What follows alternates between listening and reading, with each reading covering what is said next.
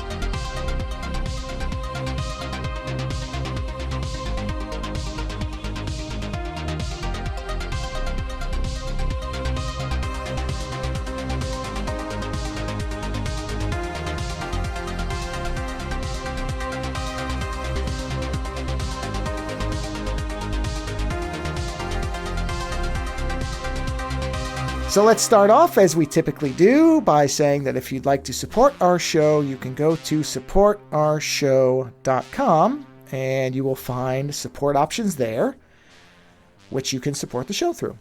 I will say, that works out. I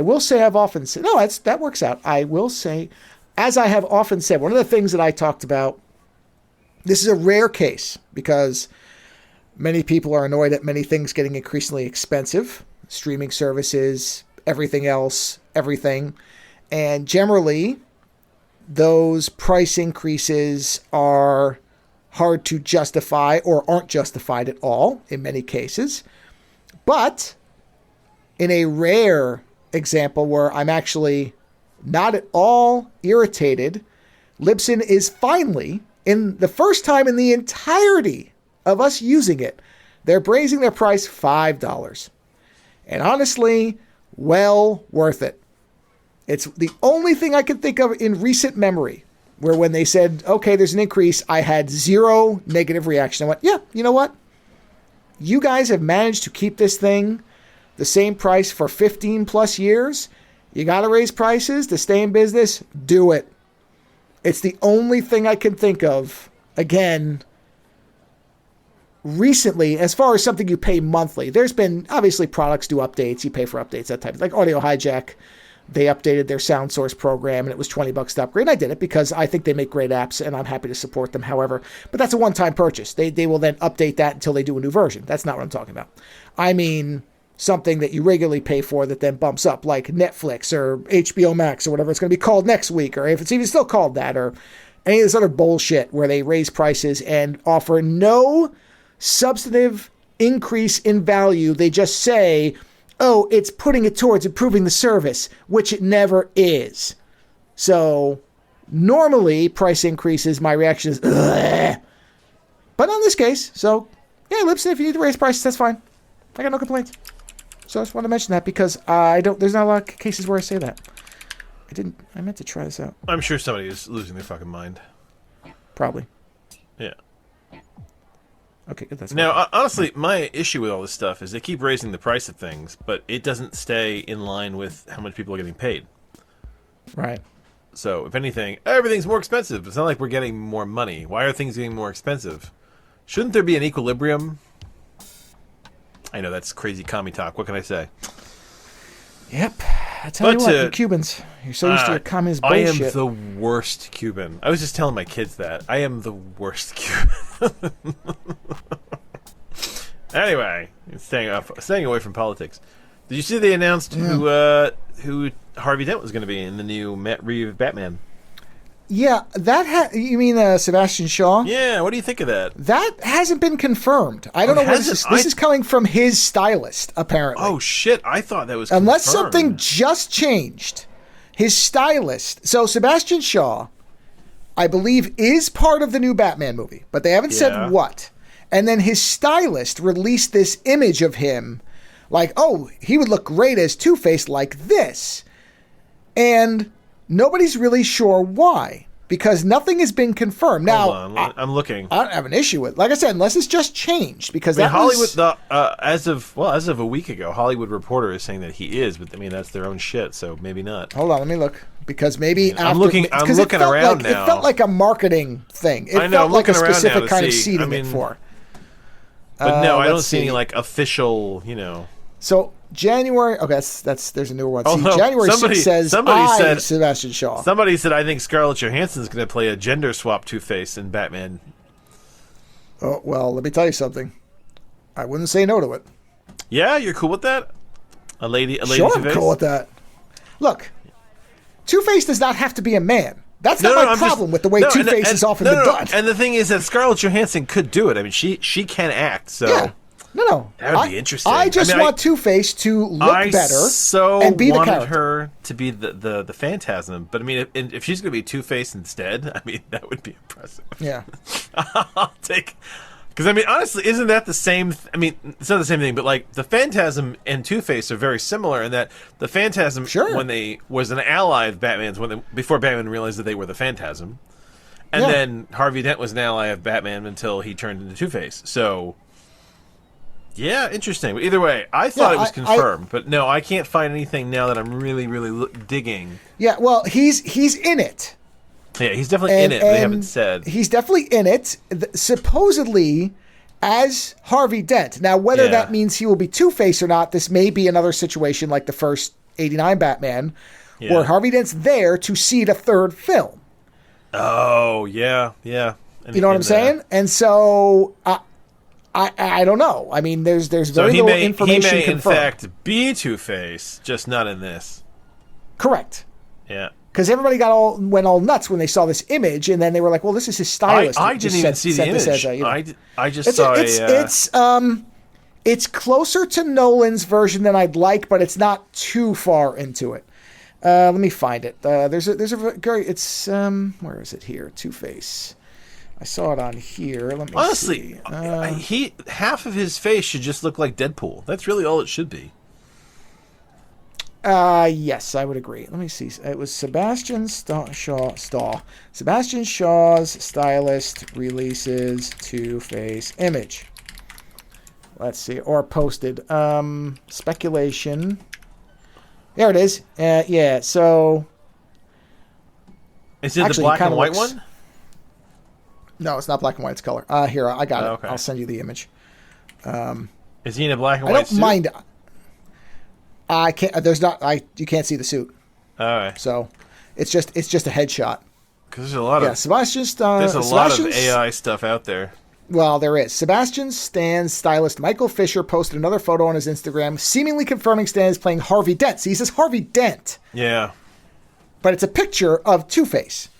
Yeah. Now, I don't know how that image was made, but I will say I do like the fact that he's got eyelids at least, because that's the part that can't work in real life. I found it. Yeah, it's okay. Yeah. It's okay. At least I like that he's got the white hair. I dig that. You know, it's again, it's sort of Nolan-esque, but not all of his face is ripped off where the bones are showing through, which would just become, death in 2 seconds. I know. He'd still have some gum disease issues, but it looks... I like that one it's more. It's closer to what I want. I just sent you one. So... But I mean, it's all AI slop, but Oh well, yeah, that's garbage. Yeah, but I don't like that. Really, you don't like that one more than the other one? I don't want the suit to be burned. That's not Two-Face. Two-Face is impeccably dressed. Got it. So the suit has got to be in you perfect. are- I want the black and white suit. You are correct. Yes, it should be perfect. But that's why I like that headshot, because he's got the white and black hair. The face, it's a little more burned than I'd like, but not ridiculously so like the Nolan one. So it's getting there. And I actually think the eye having the lids looks better for live action. Well, he should have than lids. A giant. Well, I mean, he had the eyeball in Nolan. That's what I'm saying. I know the eyeball was weird. It was weird. Yeah. Because I'm sorry, but you would be in such constant pain from having an open eye like that. And maybe that's why he acted it the way he did, because he was in constant pain. I guess, but he seemed way too in control for most of it. Yeah. So cocaine. I like. Cocaine's a hell of a drug. Yeah. Yeah. So we'll see. Yeah, I just figured I'd ask your opinion, but honestly, that whole gender swap thing is pretty fun too. I'd be fine with that. I mean, it would be an interesting way to subvert what people expect, to make his wife be the one who gets hit with acid. Like, instead of it being in the courtroom, the guy sends somebody to the house. Oh yeah. He's not there. The wife is, and it's an attempted assassination. Yeah. And it goes wrong. Like, Batman shows up but can't stop it. And then the wife becomes Two-Face, because then that puts Harvey Dent in a really weird position. Yes, so, see, that's the kind of thing where I'm like, okay, I would be interested in what you do with that. This is already Elseworld, so they can do different shit with it. Oh, yeah, so. yeah. Listen, I hate to say this, because I mean it's almost like the kiss of death, but I do trust this director to some degree after seeing what he's capable of. Yeah. So I'll be curious to see what he does. I found something interesting I wanted to mention, only because we were talking. What was it 2 weeks ago? We were talking about the minifigure thing, the Lego minifigures. Yeah. I found a really interesting site for anyone who's looking for these kinds of things. It's called Jay's Little Things, right? And they've got Jay's Little Things, and they've got a lot of interesting, like little mini Lego things that are, I mean, they're making their own, but they've subverted the design a little bit. So like, some of them have actually hinged shoulders, so they can move their arms a little bit side to side to fit some of the armor. But they've got like Warhammer stuff and Fallout stuff and Star Wars stuff and a ton of shit, and it's actually priced pretty well. I mean, other custom sites, you're looking at like 10 plus for like some of these little figures, and these people are doing like Warhammer figures for like $3. You know, and they're little, and the thing is, they don't come built. It's almost like a model, like where you get it, there's all the parts and you put it together, right? But the Lego figure is there, and all the armor just snaps onto it. But they're pretty cool. I gotta say, for like $3, if you, you know, if you just like the minifigures and you want to, you know, put them around, or they're neat. Like, yeah, you can get Warhammer guys for like $3.50. They've got larger Warhammer guys, and I like these people because some people do like really insane. I think we were talking about this, where they're putting like breasts on minifigures, right? And like, it starts to feel almost like too detailed for Lego minifigures. Where these people have kind of maintained the they've maintained the Lego simplicity. So like, when you put these next to normal Legos, like the normal Lego minifigures, they kind of blend in. I mean, these people did Hellraiser custom figures, and somehow the way they did them looks like you could. Honestly, if it looks like you could have bought it in the Lego store. Like they've held on to the vibe. Whereas other ones, like I said, they almost look, you know, they start to not look like they are what they're supposed to be anymore. But it's neat. I just figured I'd mention it. You know, I'm sure someone like Coop knows what this place is. Spell it again. Let me just make sure I get it right. It's so the website is jslittlethings.com. Jesus. Okay, got it. And here's the thing. I've ordered for them. Yeah. I did get stuff. The stuff was cool. Yeah. It's for the money. It's worth it for the money. Like, I mean, like $3 Warhammer. They've got a Beta Ray Bill figure, which I got, which is fucking awesome. So I figured I'd mention it for those who were looking. Yeah, I'm putting in that because J. I was trying to spell out the name. See, I didn't get that it was J. No, it's letter J. That's why I was like, spell that out. All right, so I've got the link is in the show notes, so everybody is there. But no, they got a lot of neat stuff. I mean, they've got a ton of different variations on the Fallout armor. Really, what it was is I was looking to make a Fallout guy with a burning chainsaw. So I could have an avatar of you in my daily life. And these guys do really good power armor figures. They just don't have a burning chainsaw, which I'm gonna have to get from somebody else. But I'm impressed with the level of quality for money. I think that's the thing, is that, you know, the problem is that like any collection of things, the price of things gets psychotically inflated, right? Sure. So, you know, Lego minifigures now, like if they're part of some kind of like rare box or some shit, they go for astronomical prices. I saw I was looking for a pirate, and I saw a pirate of like Barbossa from Pirates of the Caribbean that someone was selling online for $45, and I'm like, what? Like, really? I don't. Yeah, but that's the thing is, in every world of collection, there are people who create. I mean, listen, Transformers. I have this problem with my son all the time. If the collectors will buy out Hasbro Pulse, right? And then they'll immediately put them on eBay for like 2 to 3 times the price. So if I don't jump on things before they get out the door at Hasbro Pulse, my son doesn't get those things because the price is just ridiculous. Like it just becomes, you know, you should not encourage that behavior because it's terrible. So the idea of these people doing all these kind of cool figures and doing them for like very reasonable prices. I mean, like, you know, like $3, $4, $6 at most. I think the big Warhammer guys are like $6. And to have the detail be like as good as it is and the quality, like when I was holding these things, it didn't feel like cheap shit. Do you know what I mean? Right. Now. Well, okay. So you said you have some of these. So are they? Yeah. Does it seem to you, or did they indicate on the site that they're actually no? Okay, these, so or are these modified? No, they are making these. These are they're making them. All right, got it. Yeah, other people will let you know they're using like Lego parts and they're painting them. These people are making them, but some of them, like there's a few I've had that are, when you look at them, they're very traditional construction, and there's a few of them that the construction is slightly different. Like I said, they've got the hinge shoulders. Yeah, that's what that's what it looked like, but I wasn't sure if they were just kind of gluing parts on. But no, it looks no. But they feel like just the same quality. I mean, don't get me wrong. I mean, I assume they are. You're not going to want to hand your small child one of these Warhammers guys because it's parts. The armor will fall off. But I mean, you know, they've got, you know, they did like the entire Simpson family, and they did all this X-Men stuff. And if you're a big Star Wars guy, they've done like every single rank and unit from like every Star Wars movie show out there. If you're someone who's looking for, you know, I like the Venom collection is very adorable.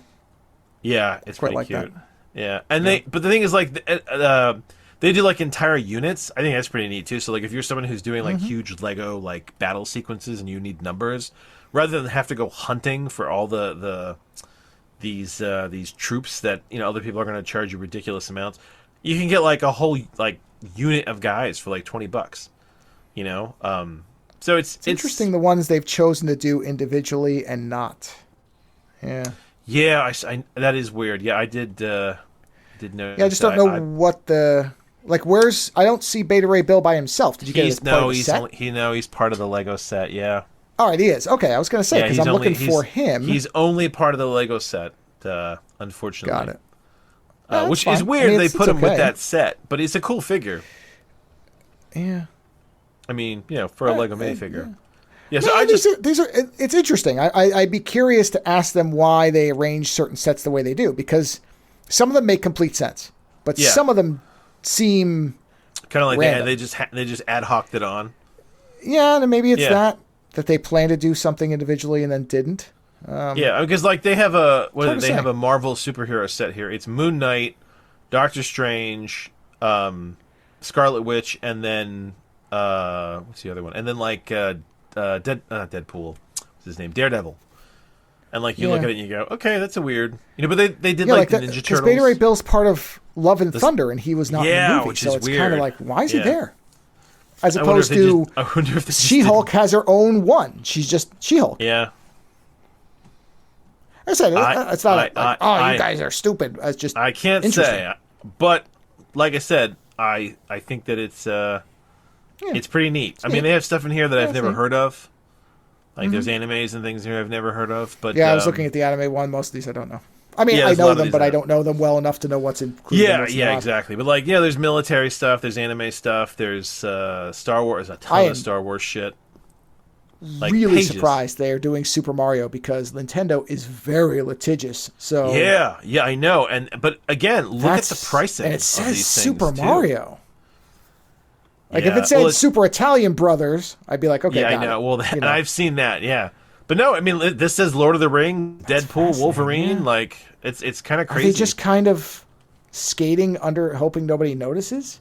It must be that, because it's interesting. But again, when you get them, like I said, it's with some of the figures that are a little different, where like you can see the design is different. It's like, when you open a Lego minifigure, they usually have like the 2 prongs, right? Well, like in some of these, when you open them up, they have like kind of a different stem. The stem looks different, right?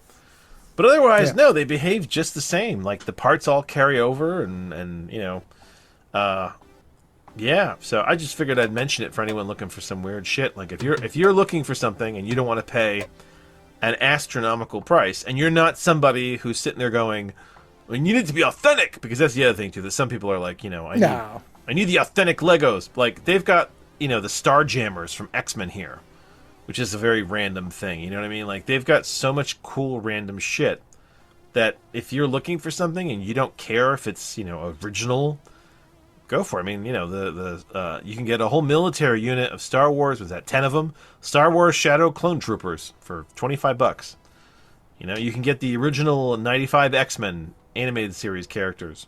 So, no, I think that's cool, because otherwise, if you go to other sites like this, the prices are fucking ridiculous. Oh, geez, look at that. I didn't even see this before. That's funny.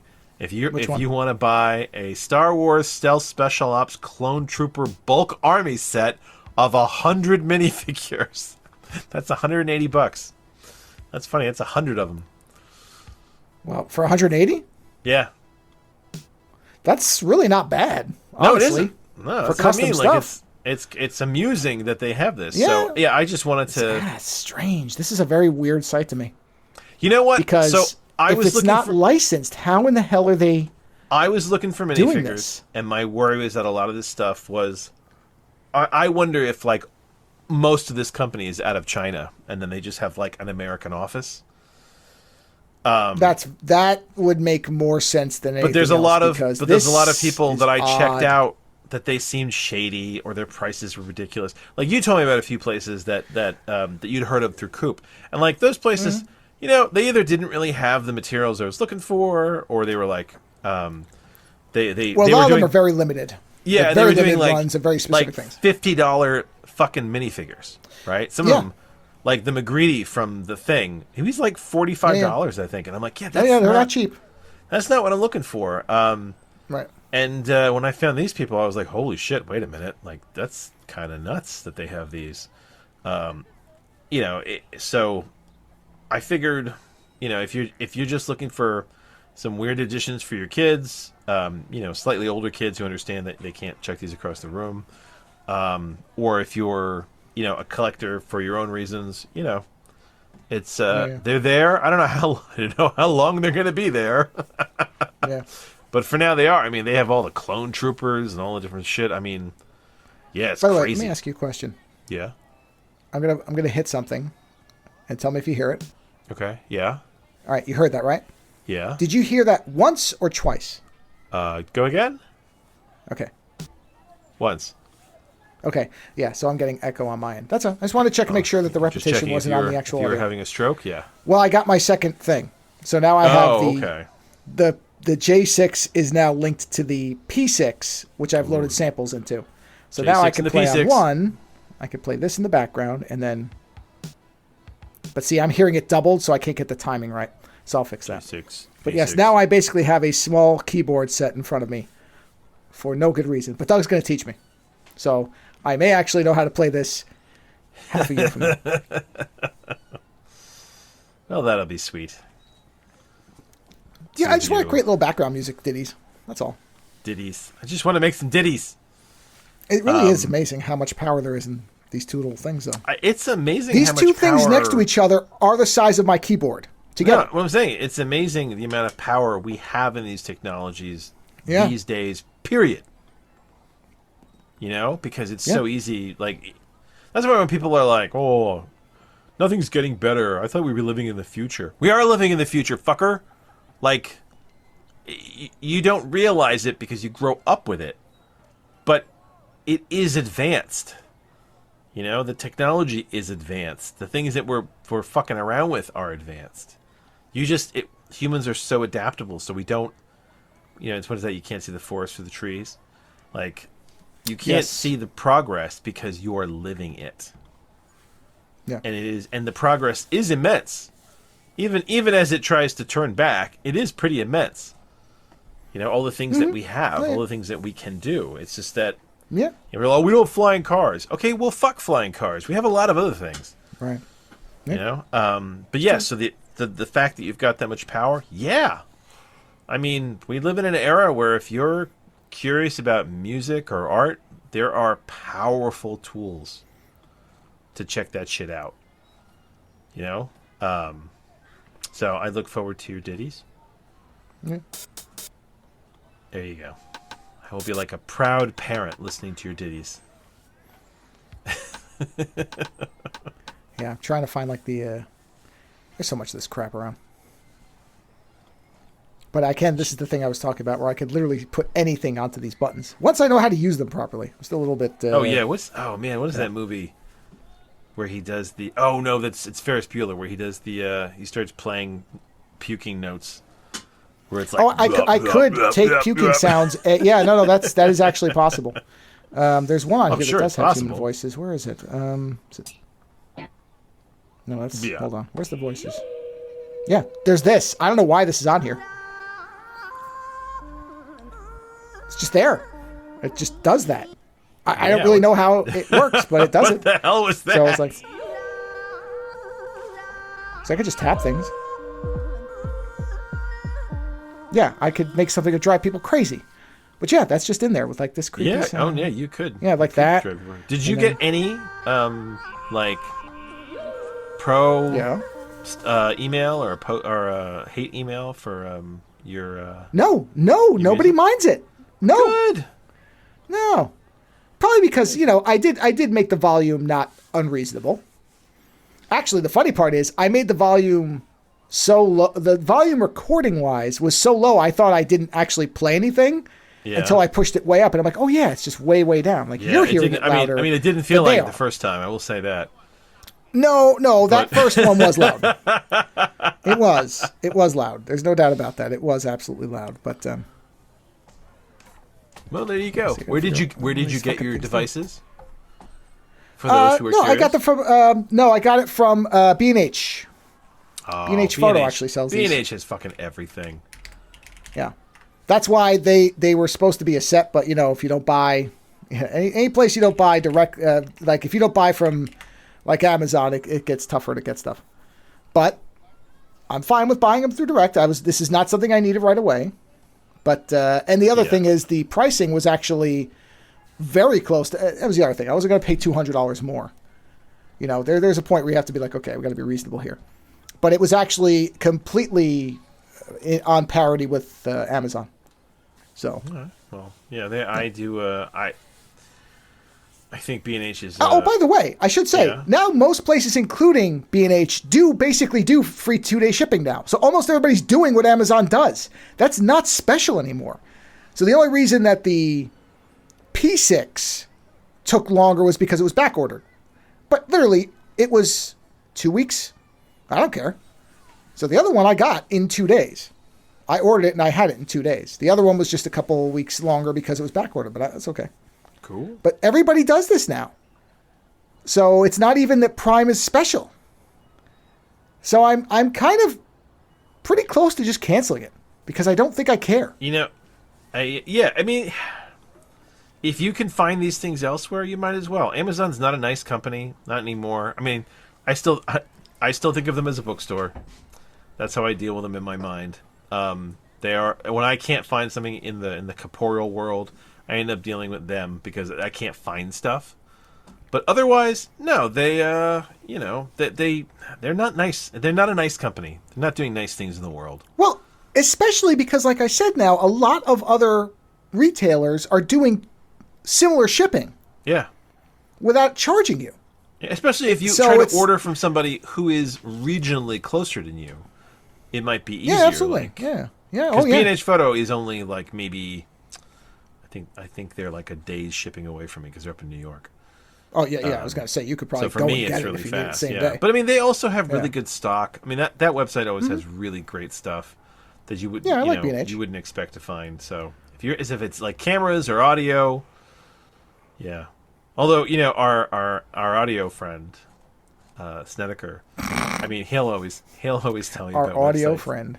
Well, I mean, that's Sure. how people would know him from this No, show. I know. So It's just funny that you say our audio friend. I'm not going to be like, my good buddy, Uncle, Uncle, that's what my kids call him. My kids call him Uncle Sned.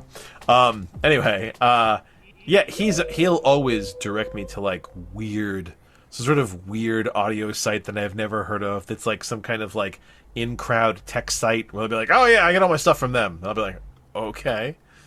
But that's the whole, when you're on the in-crowd, you have the people that you buy from, whereas the rest of us amateurs and mere mortals, Sure. yeah. So there you go. So if you want to do some fun music shit, you've got B&H Photo to get it from. My son wants to do stuff like this, and I don't even know where to start. You know what? Honestly, now I don't know anything, but what I did. But you know where to start because you started. Well, I looked for, okay, if you don't, because what a lot of, and this wouldn't be Snedekor's realm necessarily, but like Doug said the same thing.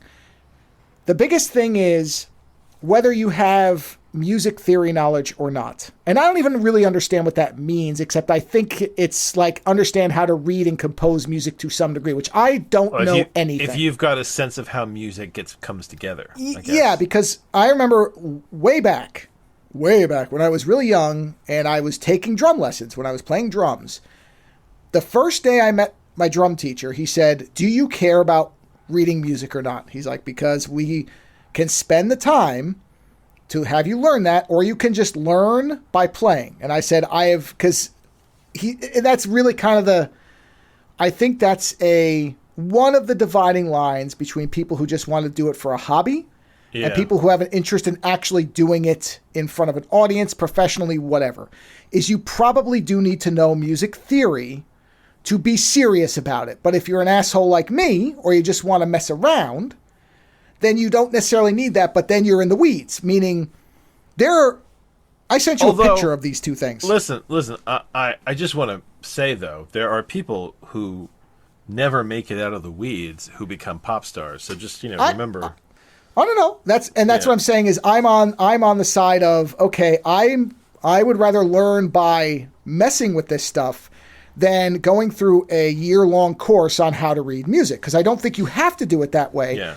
But much like, I don't know, if my goal was to be a really serious oil painter, I would probably need to do a little more than just watch Bob Ross. Bob Ross is fine for fun.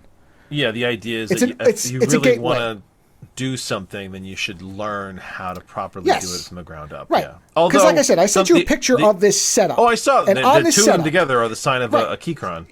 You see all those little knobs and all those, but they're all labeled. I don't know what any of those labels mean. Nothing. I didn't even realize that KYBD was short for fucking keyboard until I watched a video that said that's keyboard. And then I understood what it did. Well, listen. That's the difference between know somebody who learns it. Well, you don't know what you don't know, so you have to learn it. But if I had gone to, let's say, if I had taken one of Doug's courses where he taught the basics of composing on a synthesizer, I'm sure much of this is standard. And I would understand it right away, as opposed to literally just twiddling knobs and figuring it out. I'm afraid to touch some of the knobs on this thing because I don't know what it does, and I don't know if it's permanent or not. Like, I don't know what gets saved and not. Yeah. So there's certain things where I'm like, okay. And that's what I mean about if you have more of a background on these things or even understand the terms, you will have quicker footing to start doing more things than just messing around. Yeah. Messing around's fun, and absolutely not every type of creative outlet requires a traditional background knowledge or understanding. You can fuck around to figure out what you're doing, and people have done it, but it can be frustrating. And it may not work out. So whereas somebody with at least semi-understanding of these things would have known what that one knob, like this knob, what the knob does. Like this, the way that's altering that one note, anybody who's got some music knowledge would already know what that knob does. I didn't know it until I started messing with it. That's all. Well, I mean, so yeah, I'm not saying you have to have any of that, but it might make it less frustrating. I'm going to make the argument that it's really good to learn, right? It is really good. Yeah. But sometimes people who come at this from an opposite direction and kind of teach themselves, they end up doing things with the technology that those who have learned to use it properly would never think to do. You know? I agree. Like, I disagree with that. And it takes both to really progress the culture, I guess. You know what I mean? Yeah. Because, like, you have people who can barely write, who make incredible stories, incredible novels. And you look at them and you go, well, I mean, I know you never read Harry Potter, but I mean, Harry Potter, the first Harry Potter book, the first 2 or 3 books are an interesting examination of someone getting better at their craft. In that the first book, so simple, but they caught the imagination of kids. The second book evolved and was different, and like by the time you get to the third and fourth, those are becoming much more mature novels. You learn by doing, so it's different ways to approach these things. That's how they have these music. There's the music of people you love will always inevitably change, because the more they do it, the more they familiarize themselves with it, the more they change. Sure. And that's why you have these artists where you're like, I like their later work, I like their early work. I love early Tori Amos. I love early Tori. Like, I grew up with early Tori. I like it. When she started bringing a whole band into the album and started really getting away from like the piano, even the harpsichord, I was like, okay, I'm kind of done with this. The sound, this is not necessarily, the sound that I liked. So I ended up walking. But it's that. Yeah. It's the whole things you like, things you don't like. People change. I mean, I'm sure. Yeah, I got you. Doug's music today doesn't sound like Doug's music from 10 years ago. I mean, he's been doing it for long enough. Oh, I'm sure. No, I'm sure it doesn't. Yeah, so no, you don't want to fly out and take one of Doug's classes? That'll be weird. I could do it online. Oh, well, yeah. He's in Boston. Now. I know. Boston's fun. Mortal enemy of New Yorkers. Oh, whatever. Have you been to Boston? I've been to Boston. Don't you remember? Yeah. Oh, yes. You told the goddamn story. Yeah, you're right. No, we were at... Yeah, you're right. That was Boston. That's such a small part of Boston, though. By the way, the only time I've ever been to Boston, that was it. Oh, wow. Well, come on. You should go back. Ain't that something, right? Yes. That shouldn't be the only time you go to Boston. So, but yes, I think what happens is that people get afraid to try things because they look at the scale of it and they go, I don't even know where to start, and I'll be an amateur. And it's like, yeah, but if you don't even try, then you don't. My youngest does this where they're like, well, I'll be bad at it, so I don't want to do it. And it's like, yeah, but everyone starts out bad. And it's that fear of the bad that makes it so nobody tries, Failure is, as long as you allow yourself to fail, then you can do great things. As long as you're not sitting there going, everything I create must be a work of art. It's not going to be. Oh, yeah. But True. As long as you embrace that, you can make a lot of shit, and then eventually you can make something and go, I actually really like that. So I agree. That's why I was being very careful to say you don't need to have any type of classical training, but it does help. Well, you have to, I think, depending on what you're getting into and how much of a technical burden or hurdle, I should say, or ceiling there is to it. Like, this is you saw this. This is very much a technical layout. This is not strumming a guitar randomly. These buttons all mean things, and they work in concert or against each other, depending on what you're doing. And so if you don't know what any of these buttons do, you can feel very lost or get very frustrated if you don't understand what's doing what. So if you have a high tolerance for, I will just sit there and I will brute force this until I figure out what I'm doing, then you don't need classical. No, you don't need it. But if you have an idea, or at least some vague goal, and you don't want to fall down the stairs 80 times until you get there, then having some and there are lots, by the way, there are lots of good YouTube videos. Like I said, I watched one that got me to figure out a couple things, including how to load the samples onto this thing, which it was completely gibberish to me at first. And this person literally stumbled through it and then figured it out. And I'm like, okay, well, that just saved me the stumbling part. And that was fine. So it just depends what your tolerance is for what you're doing. And also, I think some people can intuit this stuff better than I can. When it comes to looking at something like this, it's like, ugh. But, if you find that that's fun, is working through all this stuff and just kind of figuring it out, then by all means, do it. You can. What I always think is amusing with this stuff is that, like, 5 years down the road, you look back and you can't even imagine a time when you, like, didn't know how to do something. Oh, yeah. I look forward to that. And you're like, yeah, it's like driving. My son was trying to get me. We were talking about learning to drive, and I was saying to him that the act of trying to teach someone to drive is going to be challenging to me, because for me, driving has become so matter of fact. I don't even think about it. Like when you think go faster, you don't think put my foot down. Your brain just goes right. faster. The car is essentially like part of your nervous system at this point. You've extended your mind into your car, and and you don't think about it, you just do it, and that's how you become a very good driver. Where you're able to instinctually not get into trouble. Sure. But I realize that that's something that in the near future I will have to explain that to my child and try to figure out. Yeah. The other day someone asked me something. They're like, which pedal goes fast and which pedal goes slow? And what's terrible? For a brief moment, I fucking forgot. I drive constantly. I don't have car accidents. I'm a great driver. I forgot which pedal was which. Not that I couldn't remember when I got in the car, just that it's become so matter of fact to my body, I don't even think about it because my leg knows. and I just I find that funny. It's amusing when you start trying to explain an idea to people where you're like, okay, well, how do you do this? Well, okay, let me explain how to do this. And it's just so, it's just so silly. Well, muscle memory is tough if you don't think of it in, again, that's sort of technical terms. Whereas like in California, you have to go through, at least I think a half a year or half a semester of, what do you call it? Driving with an instructor, driver's ed. You have to do that to even get a license. I didn't have to do that. No, so I didn't. Somebody who has to do driver's ed may have a different mindset. Who taught you how to drive? Oh, my father did. Okay. Yeah. My mother taught me to drive.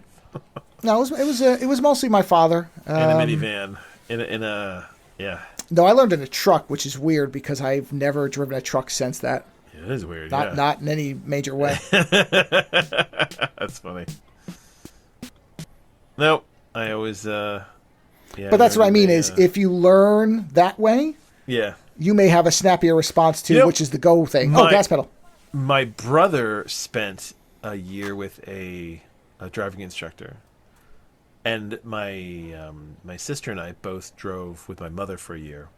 And my mother still concludes that my brother is the worst driver of the three of us. And she wonders if it's because he did a year with a driving instructor rather than driving with her. I don't know. It's weird.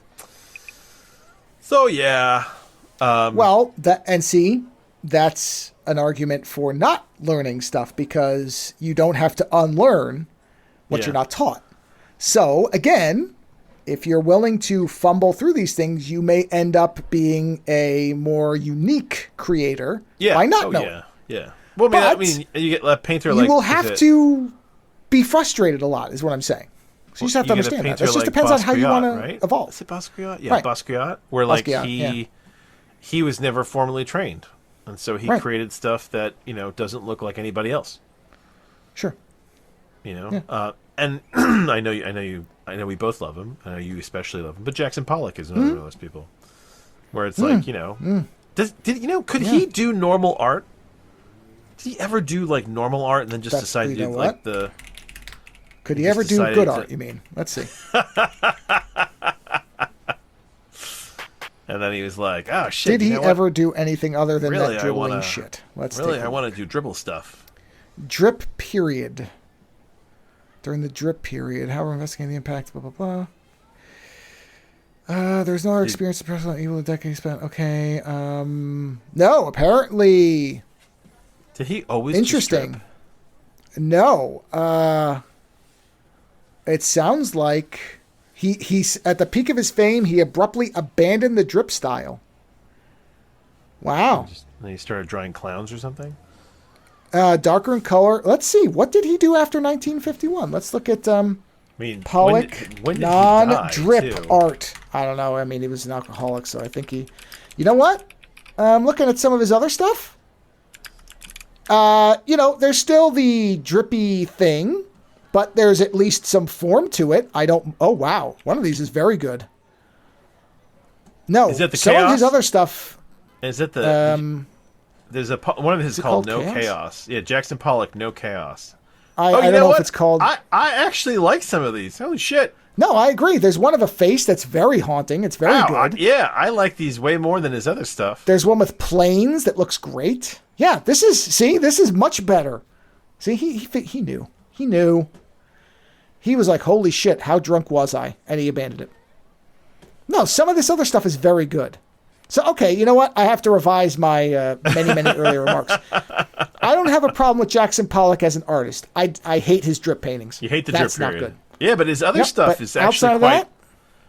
that, I'm fascinated now because I didn't realize he had a non-drip period. I didn't even think about it. Wow, look at that. I mean, some of these are actually quite neat. No, the shapes and the colors and everything. It's strikingly better. You know what? There's a painting he did called, what is this? What the hell is this painting called? Jesus. Composition with oval forms. Is that what it's called? Composition with oval forms. Let's see. I think that's what it Could be called that. Looks like there's a parrot sitting in the middle. It looks like there's a melting woman in the center. Yeah. Look at that thing. Isn't that neat? Yeah, that's much better. Holy crap. I mean, it's kind of sad because he's so famous for the other stuff, but this stuff is so fascinating. Like, this one looks like a burning body. That's very good. Yeah. So, I mean, hey, well, there you go. Wow. Learn something new every day. Mm-hmm. Jackson Pollock had an actual art phase. Wow. Yeah. And yet, you know what? What year is this from? I wonder if he kept selling. Oh, this is pre-drip. Yeah, I wonder if he kept doing the drip stuff because it sold.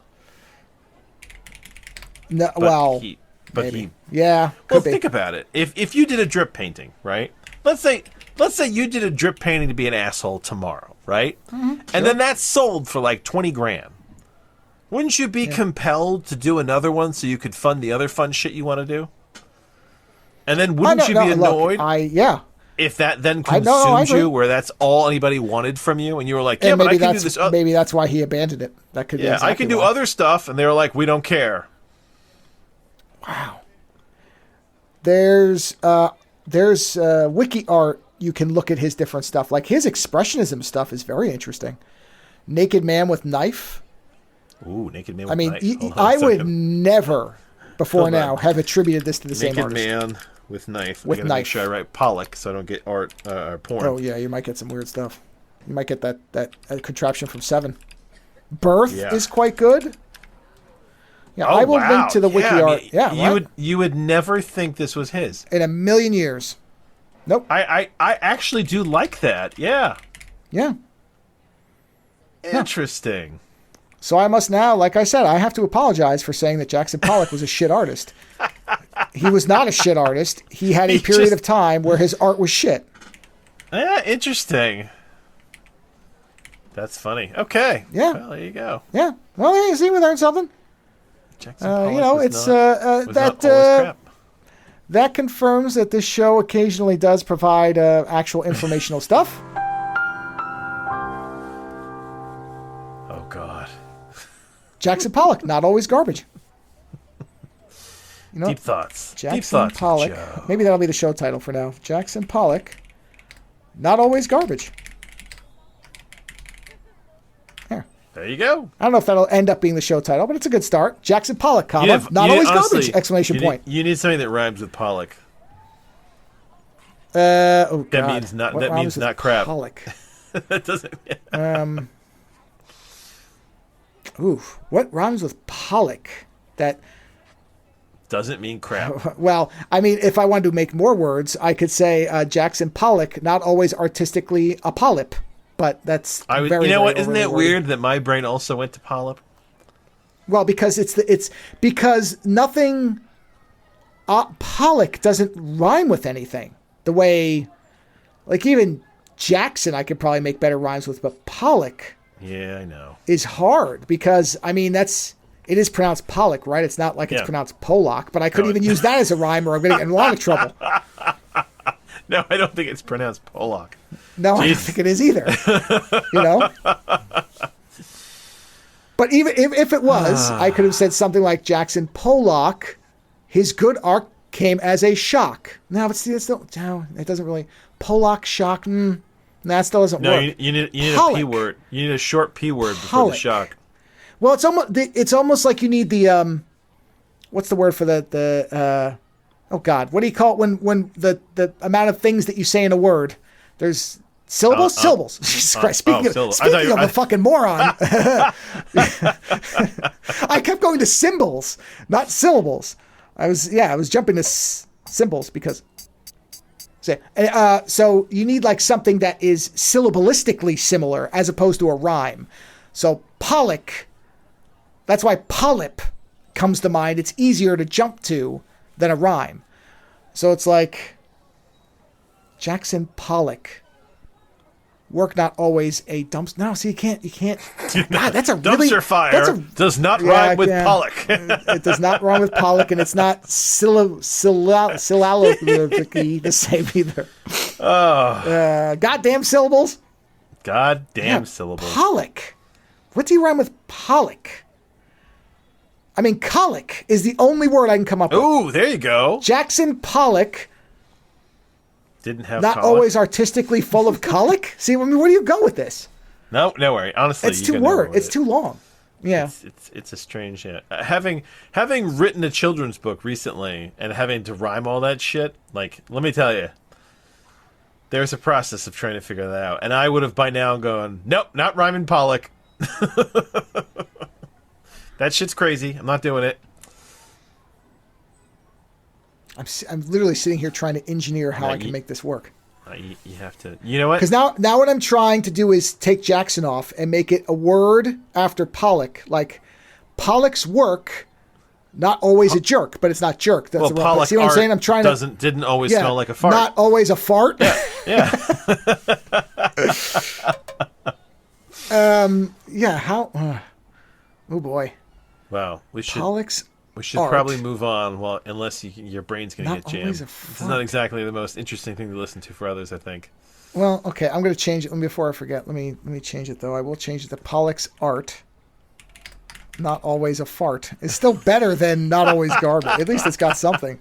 It's not always. No, I think words. Dumpster fire. I think dumpster fire rhymes really well. Well, I'm trying to. Ooh.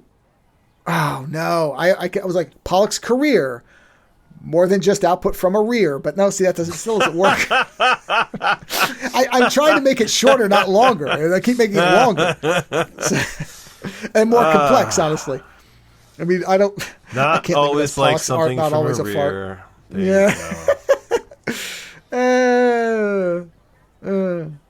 Yeah, check out Man with a Knife. It's pretty cool. Yeah, Man with a Knife. Yeah. Pollock's. God, it's so tough. Go for now. You gotta let it go for now. I guess I have to. Yeah, I guess. We have other things to talk about. Oh, wait. Yeah? No. Before we get to the other things, we have to. How the hell did I open two of these? What the fuck? That's what she said. Somebody opened a duplicate window.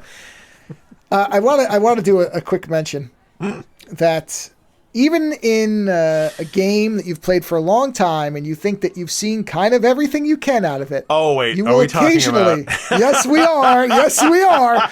Occasionally, you will, through no intention of your own, end up with a magnificent aberration of infinite joy. Okay, hold on. And I want to preface this. by saying, preface this. If somebody messes with Joe in a game that we're both playing, I am the first person to be like, what? We should fuck with them. I did not think that they were going to get so sucked into this. Oh, yeah. And I mean, and through a glitch of chance that we still don't fully understand, this occurred. No.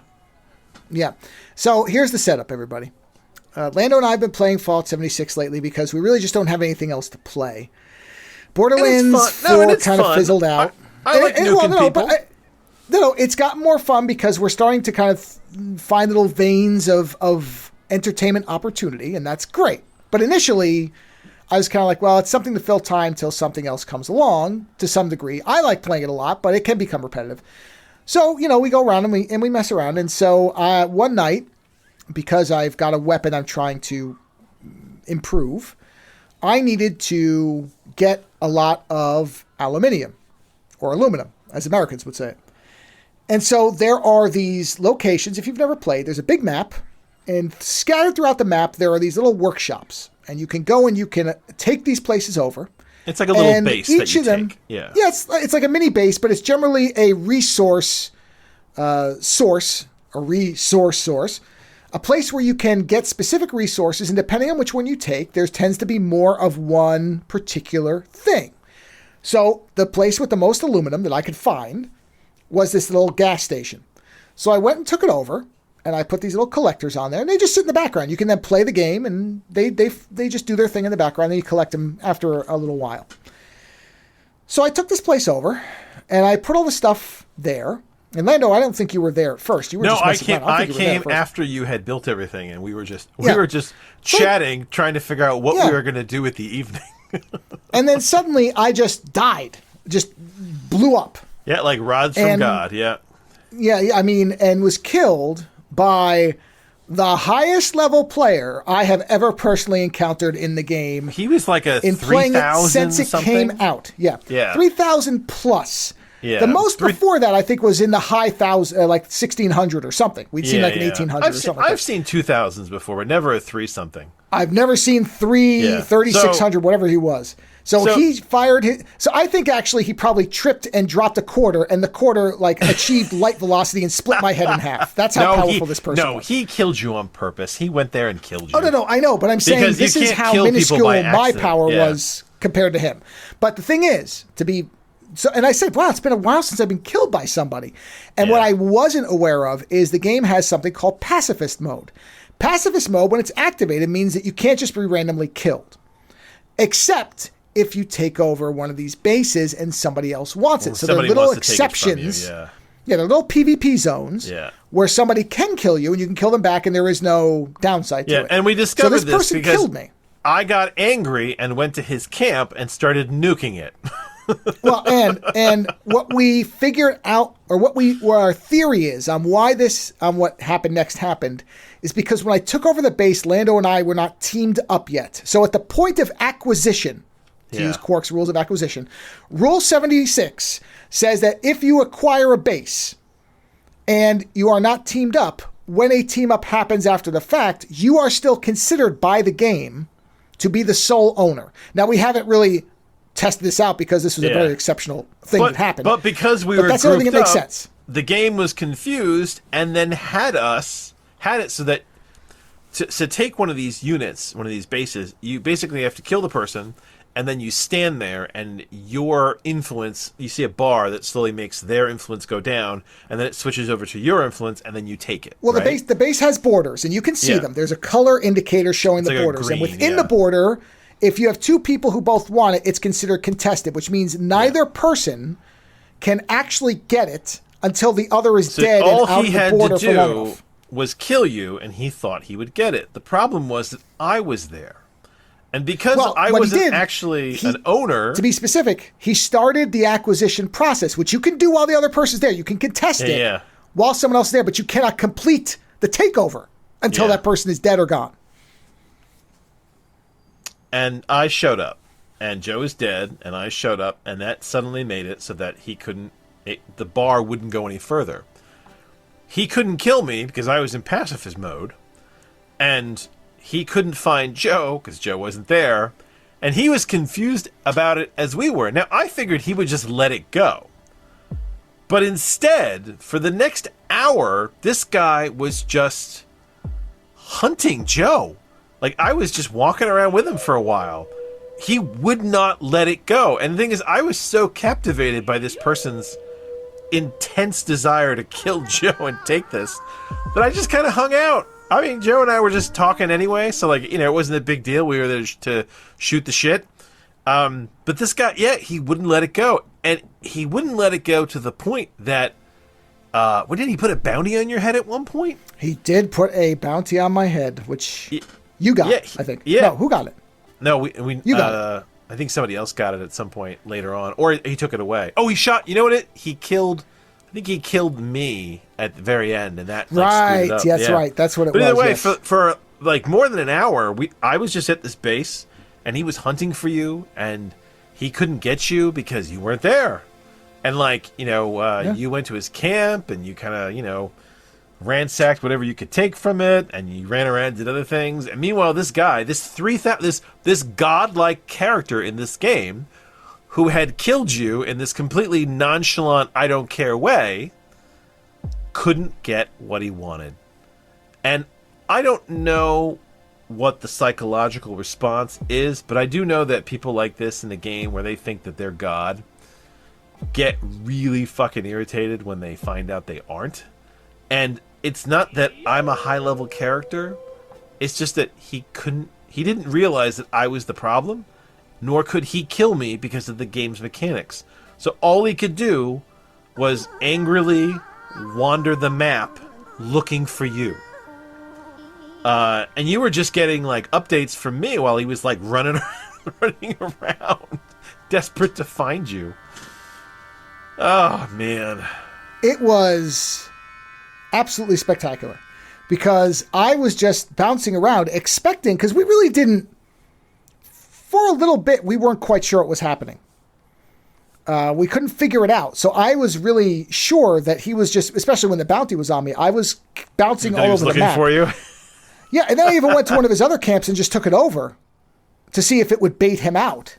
Yeah. And it didn't. You're just sitting there giving me these. It's almost like somebody watching The Predator. I did a mean thing. I stepped off the camp just to see if it was my influence, and I let the bar get down really close. So he thought he was going to get it, and then I stepped back on it.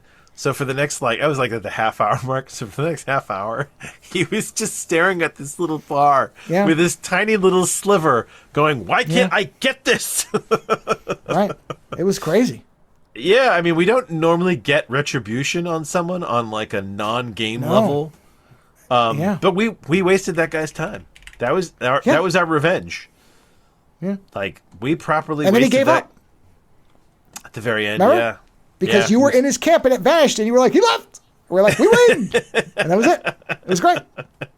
After you put the bounty in your head, it was remarkable because it was just, we were having a blast. In a way I can't think of another game where we've had that experience. We don't usually drive people crazy like that, no. No.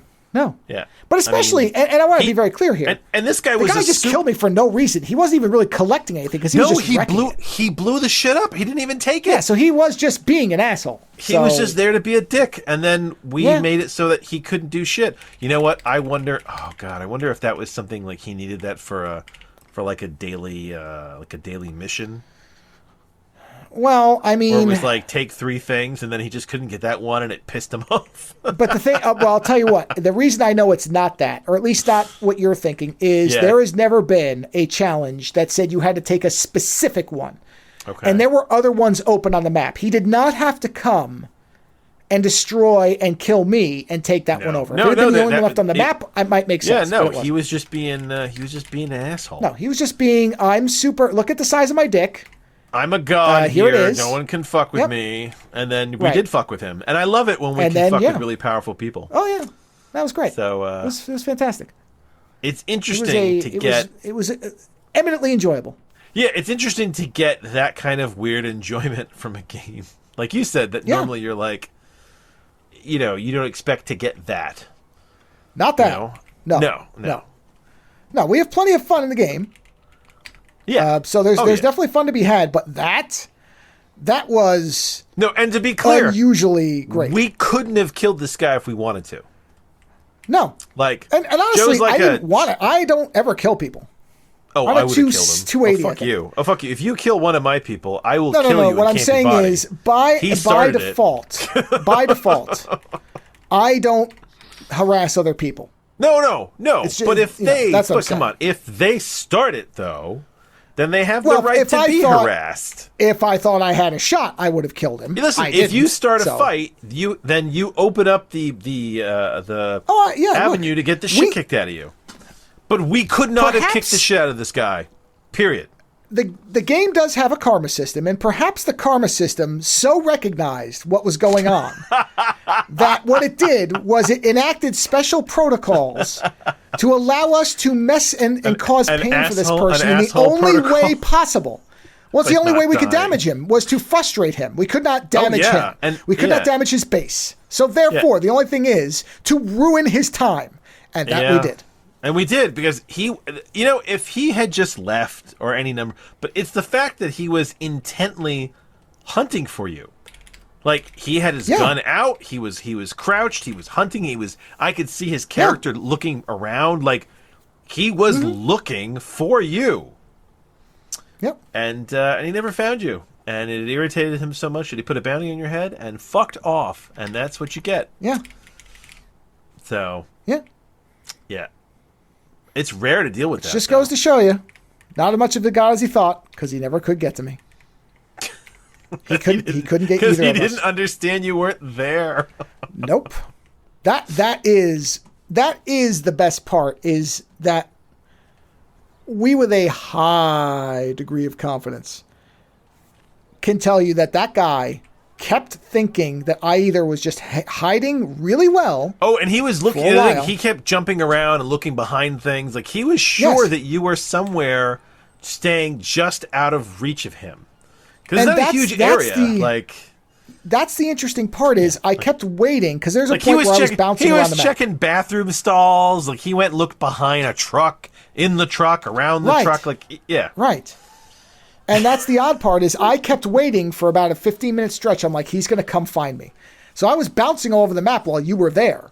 Sure that this guy would eventually figure it out and look at the dots on the map, because you can look at dots on the map and you can figure it out. Oh, he's elsewhere. And be like, there he is. I will go to where he is and I will find him. But he never did.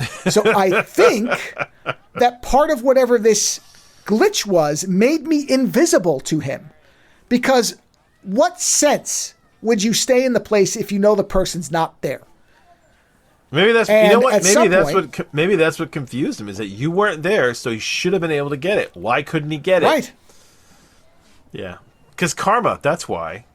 Whatever it was. Because karma. Because you randomly killed a player for. I mean, and this is what is kind of fascinating about 76, and this is one of the things about Fallout 76 I feel like it's lost a little bit of, which is that when they brought all the people in and they've tried to make it closer to the other games, I think it lost a lot of kind of the weird desolation and the idea that there was 20 people or so on the server, and you never know who's going to be a dick and who wasn't. But you had the option to play it pacifist or to go on a there. It's not like a lot. WoW was like World of Warcraft was like this, where they had player versus environment servers and they had player versus player servers, and you could kind of decide where you wanted to be, right? Right. So, but it does annoy me that you then can't go blow someone's camp up. I think you should be allowed to blow someone's camp up, and then and get a bounty on your head for doing it. You know what I mean? That feels, I think retribution should be allowed. If you're a high level person and you fucking kill me for no reason, I have the right to go to where you live and burn it to the ground in the game, right? In the game. So, but that's me. That's my mentality with this stuff. I'm just glad that he didn't have a good time. Or maybe not. You know what? Maybe that's on the flip. Maybe that was like the most enjoyment he's had in a while. Just being like, where is that guy? I mean, I don't know what this guy's life is like. I mean, there's people. Well, if I had to guess, this is pure speculation. I would guess for a short time in the beginning, there probably was a kind of, he's hiding. I know he's I'll here. Get him. And now the challenge, which for somebody of that level, this is probably unusual to not be able to locate and kill somebody quickly. Because, I mean, the first time he wiped me out without a hesitation. Yeah. So to have somebody that you can't hunt down and destroy, that you know, because that's the other thing. If I was a 3000, it might be a different story. Someone that you know that you can just erase with by clipping your pinky nail and having it bump into their toe, that they will blow up in a shower of giblets. To not be able to instantly locate and eliminate that person over something as petty as a workshop, at first that's got to be like, ooh, wow, I have found, like the Predator, I have found something worthy of my time. Let me go get this thing. But then when you can't, then it has to start turning on you, and you have to start getting that, that really like that gut thing where you're like, what, how, I am God among men. How is this possible? Where the fuck is he? Yeah, I know. Exactly. Or whatever equivalent sound it would be. But yes. So yeah, it was great. We had a great time. And I still got my aluminum out of it. So I got what I needed. Yeah, because at one point he left. No, you know what it was? Actually, he didn't really left. At one point I was with him and I told you where he was, and you just came in. And I warped in, grabbed it, you and warped got out. Your stuff, and then you left, and he was like never the wiser because he was on the other side of the building looking for you there. Yeah. It's great. Yeah. So the moral of the story is fuck assholes. Fuck assholes. Fuck and assholes. Even when you think you've seen it all in a game, something weird happens. Weird things. That is, I'm sure the people behind it would say, see, that's what we always wanted, was the weird situations. Well, yeah, the weird human situations. Plus, you have to be the type of person who finds enjoyment being repaid in that. There's people who'd be like, yeah, we find the torture of other players to be fascinating, especially when they do dick shit. Do you know what I mean? It was a combination of things. One of them being that we clearly, as far as we could tell, created some kind of anomalous glitch to make this work. And that was also remarkable. It's like, why is this happening? And that's the best theory we can come up with, because... Why am I still alive? It shouldn't have worked that way, and yet it did. So. Yeah. Oh, and the best part was, at one point, there was an event. They have events that pop up where you can go and you can play in the events.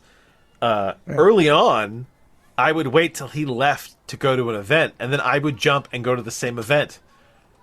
And you would go there too, and we would all be there, and then the event would end, and then I would race back, and he would race back, and he still wouldn't get it. Right. Yep. So, made no difference. The moral of the story: don't be an asshole. There's no reason to be an asshole needlessly. Hey. You're just sad because you didn't record it.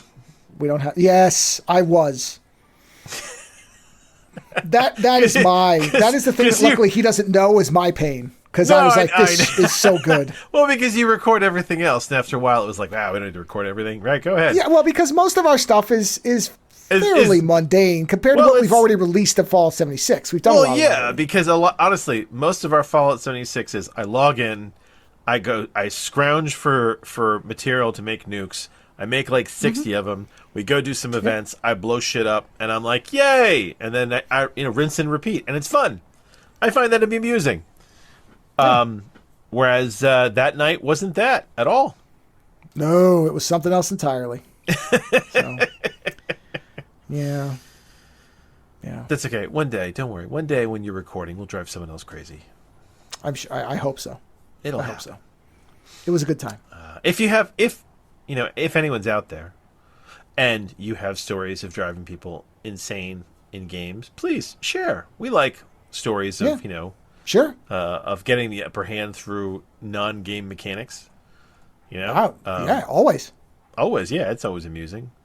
Especially if it's against somebody who should absolutely have been able to destroy you. Yeah. I mean, this is only amusing because this was like a Fallout god that we were dealing with. Yeah. Literally the highest level player either of us had ever seen. Yeah, and that's he ended up remarkable. he ended up being useless.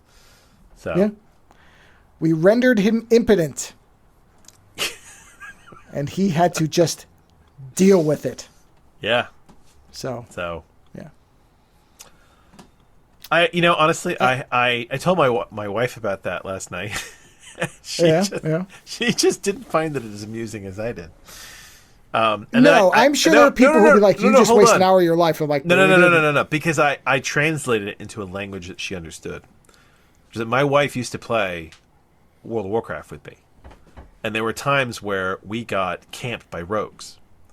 And I was explaining to her in kind of like a World of Warcraft mindset, where like, imagine if you got camped because someone thought they were gonna get the upper hand on you, and instead, they were never able to take what they wanted from you.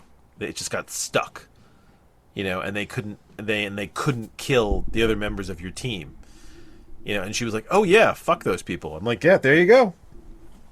Fuck those people. Fuck those people." Especially since Fallout is not designed to be a game where we kill each other. Like, I mean, murdering your fellow players is an option, but it's a dick option, right? Yeah, it was completely unnecessary. Yeah, so. It's as simple as that. Fuck assholes. Well, I think we're at the point where we should talk about the movies we watched, so... Movies. Here we go.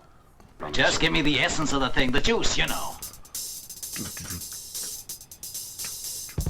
shut the fuck up!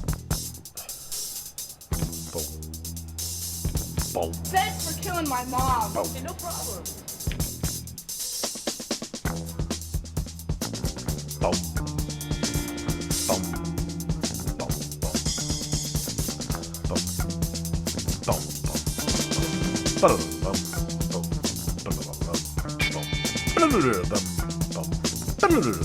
Boom.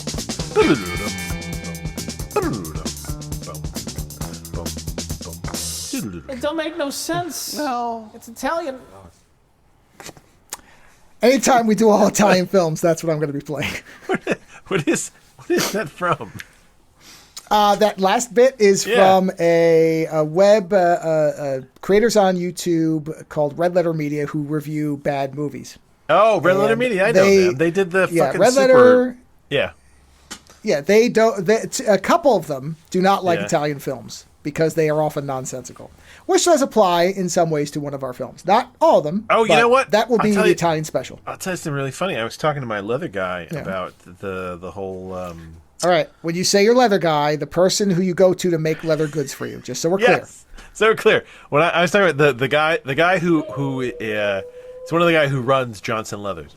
I spoke to him recently, and I was telling him, my leather guy, I was telling him about how we had been discussing the what do you call it? The Rutger Hauer jacket. You are killing me. Oh my God. You totally derailed my thought process. I forgot about that keyboard range where I can literally, let me see what this does. Hold on. I lost my train of thought. Great. Jesus Christ, you totally derailed me. What the hell were we talking about?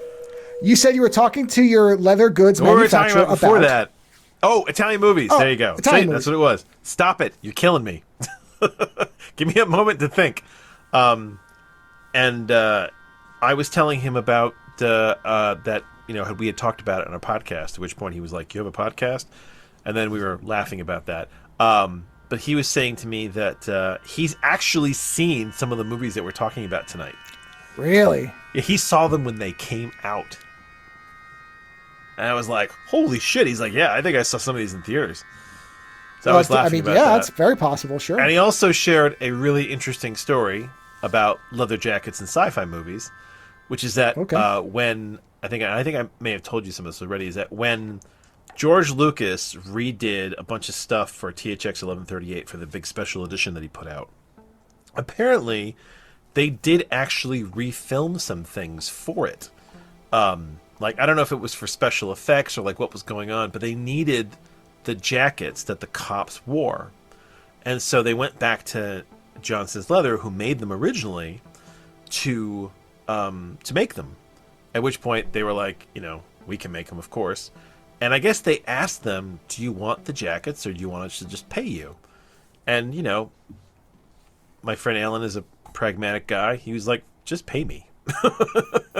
But what's comical is he found out after, later on, that jacket sold in auction for way more money, way more money because it was the jacket that they used for, THX 1138 for, and we were discussing how it's very comical that, like, if somebody coughs on a jacket in a movie, that suddenly it's worth it to somebody. You know what I mean? Oh yeah.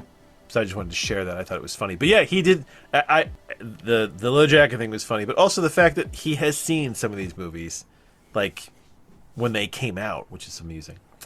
So, yeah. Are you okay? Well, I decided to start us off. No. I hit a wrong button, and I thought it was going to infinitely repeat, but luckily it didn't. Because, like I said, I don't know what all these buttons do, and I realized I had hit one accidentally. So I didn't want it to suddenly go into a causation loop or a cascade resonance, and suddenly we're fighting on Zen or whatever that planet was called in Half-Life. In any event, I decided to, after we had a fairly good time with Pilot Inquest the previous week, I thought, okay, let's see how we can do with old school stuff in different areas, because that was unintentionally a classic sci-fi. I didn't really know what that was going to be going into it. It ended up being a very golden age sci-fi story, oddly made at the tail end of the 70s, which still is just very, very odd. But that's we already got into that. So I thought, all right, let's go to the intentionally older made stuff, and we'll start with horror, then we'll move into sci-fi, and then we'll come up to contemporary, nonsensical, dream logic, psychopathy stuff.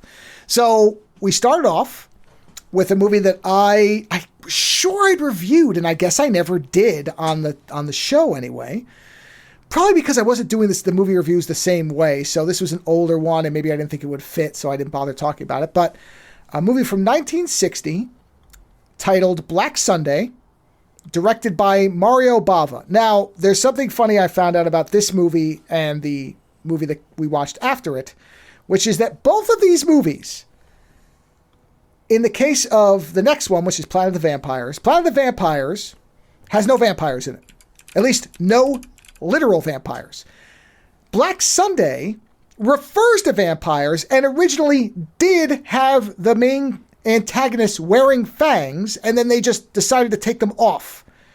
So, ironically, both of these movies seem to have something where somebody thought vampires should be part of it, and then neither of them had them. So, I don't know what that was, but it's a weird coincidence across these two movies, which are 5 years separated. But let's stick with Black Sunday.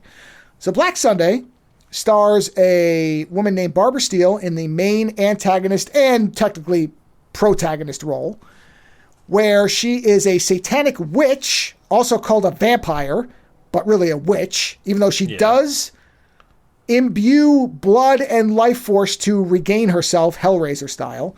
But she's not sucking blood on the neck the way a vampire normally would. She does not have fangs in the movie. She's more of a life force vampire. Yes, she's more of a space vampire. But like I said, there are promo images showing her and her satanic husband, who in the Italian dub is her brother, but not in the English version. So there's that aspect too. So in the version we watched, they're husband-wife, not siblings. But in the Italian version, they're siblings. Yeah. But they both had fangs in these images that were promoting the movie. And then in the movie, they just never wore them. So I don't know. In any event, she is found out by the local priestiary. I don't know what denomination they're supposed to be. She is found out to be a satanic witch. Like her husband/brother, she has a mask nailed to her face and is intended to be burned alive. And that is a heavy scene. The movie goes right into this too. Like when you catch up, she's already tied to the stake. And they got a huge they get a huge log, and they have this mask with these huge nails in it, and they put it on her face, and they just hammer that shit in. That is intense. The guy's dead. The guy is already dead and in the ground when the movie starts. So he's done. He's on the other tree. You can see him with the mask on his face. Well, but what I mean is they've already done to him. Oh yeah, he's dead. And they've got his grave dug, and so they've got him ready. He's dead. And she's been caught, and she's like shrieking, and she says, "I'm going to come back and get you." They brand her as a bride of Satan on her back. Yeah. Then they nail the thing to her face, and then they're going to burn her with what they describe as purifying fire to cleanse her from ever being able to return. Yeah. When suddenly it starts raining, and so they entomb her in a crypt, but she hasn't been purified.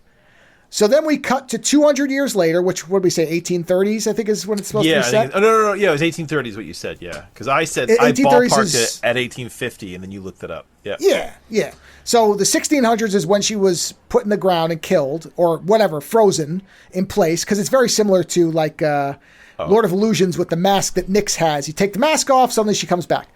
So, which is the dumbest thing the professor does. So we cut to 18 whatevers, and professor and young 30. student are bounding 1830. And Professor Nice Guy and his young, handsome student who looks like a blend of modern actors. It's Professor Kumbaya. Yeah, Professor Kumbaya. His name is very similar to that. That's what it sounds like, yeah. Yeah, I think it's what did Kumbaya he look like? or something. He looked like Joe Pesci. That's yes. Because in the beginning of the movie, we kept doing Joe Pesci lines. Yeah, he looks like Vincent Pesci. I was so sad when he died, because when the woman shows up and she's like, "Who are you?" I was just like, "Who the fuck am I? Who the fuck are you?" Fuck are you? Yeah. So, anyway, yes, Professor Kumbaya.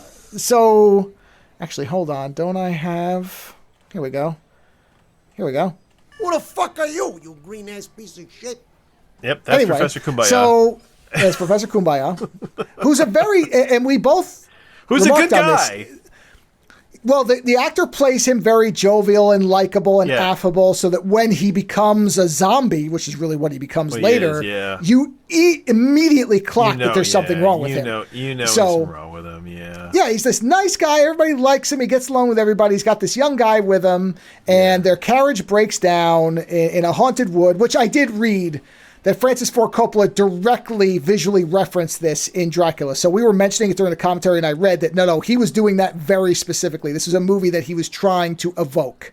And it's very obvious, because there's a lot of scenes, especially the carriage ride, that if you've seen Dracula, the Francis Ford Coppola Dracula, you will see that similarity clear as day. And so the carriage breaks down. They go to a local castle where the young woman and her brother and her father... They're just wandering around, and there's like a crypt that they see. Yeah, yes. Before that, they go to a crypt, and for whatever reason, Professor Kumbaya is bumbling with a bat and manages to break the glass on the tomb. Well, no, there's a bat flies at him, and he's trying to hit the bat, and honestly, it's ridiculous. He hits the cross, and he breaks the glass that's... Well, that's not the part I was talking about incredibly. The incredible part is he then pulls a mask off of a buried body, which I would say would be sacrilege even if you're not religious. You don't remove objects from somebody's tomb. It's the one thing he does where you're like, wait a minute, man. It is the part of the movie that feels very contrived. But that part, because you're like, who would do that? But you know what? The young guy should have done it. The young guy, in his zeal to impress the professor, should have done it. Say, look what I found, and it would make more sense. What they meant was the idea that because he was a man of science, he didn't believe any of this shit, so it didn't scare him. I think is really what it was. Well, that part's fine, but even me, who doesn't believe in any of that shit, I would not go to somebody's grave and pull something out of there. He was more fascinated. Plus, you could make an argument that this is a time in science where grave robbing was actually quite common. Because, what is Egyptology other than grave robbing? For a huge period of history. But I think it's better writing if the young guy does it in an effort to impress his mentor. I agree with you. I'm just trying to make an argument for why it would make sense. No, I don't disagree, but it's the one part, I agree with you, the one part of the writing in this movie where you're like, okay, wait a second. You're like, what? He just instantly destroyed all the very things that are keeping her dead? Come on. Because it would have been far better if when he broke the cross, it fell and cracked the mask, and then suddenly got gas came out, and then it was like, uh-oh. You're like, uh-oh. In any event, we've summoned a demon lady. Yep, you've summoned a demon lady. You've summoned a satanic witch of vampirism, and she's coming back. So the mask comes off, which of course now begins the process of her coming back. At first, she doesn't have eyes, but he drips a little bit of blood on her, and again, Hellraiser style. He cuts his hand. Yeah, he cuts his hand on the glass. Yeah. Yes, and that's fine. Listen, that's a to nice. To be clear, he doesn't do any of this on purpose. No. Except the mask removal. That is intentional. He's just immensely clumsy. Yes, and that all works organically. That in terror of a big bat, he would break things. That's all fine. It's the mask part that bothers me. Everything else makes sense. Yeah. It sticks out. I shouldn't say it bothers me. I don't care. I still like the movie, but it sticks out. So now she has her pathway to come back. Really, that is really the only that's it. hugely contrived part of the movie. Because then once you get past that, you're like, okay, everything's kind of traveling along. It makes sense. Yeah, and I mean, it's not, like you said, it's not like it's a huge issue. It's just something you'll be like, okay, come on. But after you get past that, they immediately run into the princess and these two large hounds who immediately seem somewhat possessed. I thought that was already the witch when they meet her. Well, I do feel like you're supposed to get the idea that the influence just from the mask being removed is already starting to radiate out. Yeah. So I do think there is some... I don't know what the official consensus on that is, because you could see it either way. But the fact that the dogs are then back at the house with her it's nice until they die. Yeah, it's clearly not. I mean, she's clearly, But she does come off sinister, which makes me wonder if there was an influence going on, because she is a descendant of this woman. So the fact that the mask is off may mean that there's something that's changing a little bit about her right away. In any event... But she's immediately flirty with the guy, too. I mean, that scene is hilarious. Yes. She's immediately flirting with the guy. The guy falls head over heels for her right away, which, of course, you would, because she's gorgeous if you're into that type of woman, which I am. Yeah. And so they go back to this castle, and there's a father who's very worried about a curse, and the brother and the sister, and the father falls ill because he keeps seeing shit. And in the background, what's happening is the brother husband has come back to life. He's now fully back. She raises him from the dead. Right. He comes back, and he now wants to get the bride back by getting some blood and bodies. And so the thrust of the movie is the acquisition of enough materials to get her back. And so, of course, over the course of this, there's a lot of dramatic scenes and a lot of beautifully lit castles, and the professor gets zombified, because when you die, you become some kind of zombie where you are physically present, but you're also kind of a phantom. But it seems closest to a zombie to me in terms of what it is. I mean, he was very pale and sunken, and then they found his body. Yeah. For Dr. Kumbaya. And again, I don't know that there's strict rules with this necessarily, but that's what it comes off as. I think they were playing it a little fast and loose. They are. They're definitely playing it fast and loose, although not nearly as fast and loose as the final movie rule review. But they are definitely playing it loose. But overall, this is a very classic, simple, beautifully shot, old school Hammer horror type film, where it's very limited sets, very limited characters overall, but beautifully filmed, wonderful in black and white, with big performances. And if you like that, then you will have a good time with it. There's not really... No, I wouldn't have enjoyed this movie. It's not that I would have unenjoyed it. If when I was younger, this had come on in the middle of the night, I probably would have watched it, right? Just to be like, what the fuck's going on? But for right now, I'm glad I watched this with a friend. I think this is a very social horror movie. You watch it with friends, you enjoy what you enjoy, you make fun of what you're going to make fun of. But today, I wouldn't have rushed to watch this movie on my own. But we have a different quality of time, so. Well, I agree that younger, I would have not even bothered. This would not have been of any interest to me. See, you and I are the opposite. When I was younger, I would have, and today I wouldn't, unless I was watching it with a friend. Yeah, no, and today I wanted to watch this because it is referenced many times as one of the first movies with a very defined and strong female villain. And so that, and the fact that I saw an image of Barbara Steele with the holes in her face, and I drew it because it was so striking. And I was like, okay, I have to watch the movie because I saw that image somewhere. Somebody's like, well, born on this day, Barbara Steele, and they had that picture with the holes. And she has this she has a very distinct face. She has these big eyes, this really sharp nose, and with the holes, she does look pretty terrifying. Like it's a good image. Yeah, I mean, she looks great. And so that was another thing. And Mario Bava is a well-known Italian name in terms of horror. Oh, He's you know what? associated with slasher films. Eyeballs, right? A lot of eyeball shit in that movie. No, that's Fulci. That's the Beyond. Oh, Fulci. That's the third okay, movie. Yeah. Fulci is the eyeball guy. I gotta tell you. Bava is the guy who does a lot with a little. I'm going to tell you, of the 3 movies that we watched, I remember the least about this one. And it's not just because we watched it early in the week. I think the other two just kind of like pushed it out. I think this one was so low key. I agree. There's not much to it. It is a very classic. I use the word Hammer style horror film because what we were saying. Yeah, that there was a lot about this movie that you saw a direct connection to Young Frankenstein, because that was kind of what they were making fun of. Is that which I just watched right before we recorded with my wife. So I mean, I was looking at it going, "Oh yeah." Yes, and that's who I think this movie is good for. If you are somebody who appreciates older horror films and their ways of kind of framing things and the way that they shoot things and the way they do drama and that type of thing, when there isn't a lot of gore, when there isn't a lot of sex or anything like that, and it's all played very histrionically and over the top, because everything is very dramatic, because the reality is not much is there. It's an old castle with some people talking and some good effects here and there, but not, the really good effects are at the beginning and they're at the end. The middle is a lot of people walking around and something happening, and you're trying to figure out, okay, where is this going? You know what? I wasn't much bored. Of it. I wasn't bored, and that's the thing. Is there have been movies we've watched where like I've gotten to a certain point and been like, okay, what's going on here? Yeah. But no, I wasn't bored with this movie.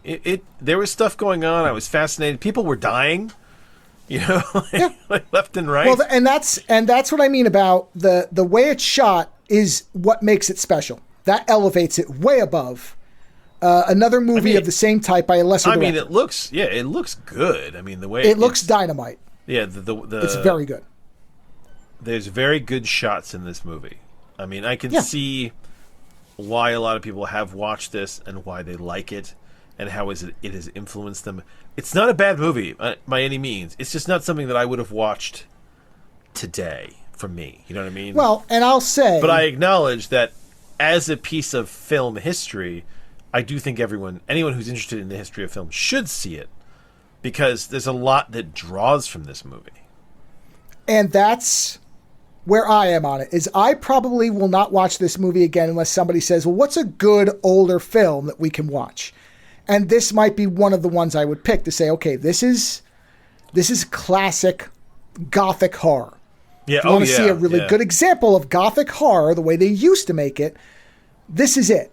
Like the modern version is Guillermo del Toro. The old version is this, where it's that kind of really specifically stylized, because even though this is not anywhere near as wild as a del Toro film, it does have that visual eye, and it does have some of that feeling to it.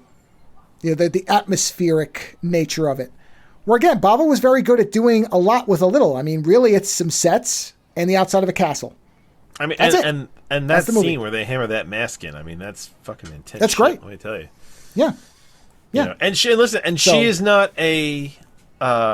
You don't feel bad for her as a witch. I mean, she is just a bad witch. Like you, it's very black and white here. You can dislike her. No, she's not in Satan's thrall. She's not being influenced. She is on board with Satanism.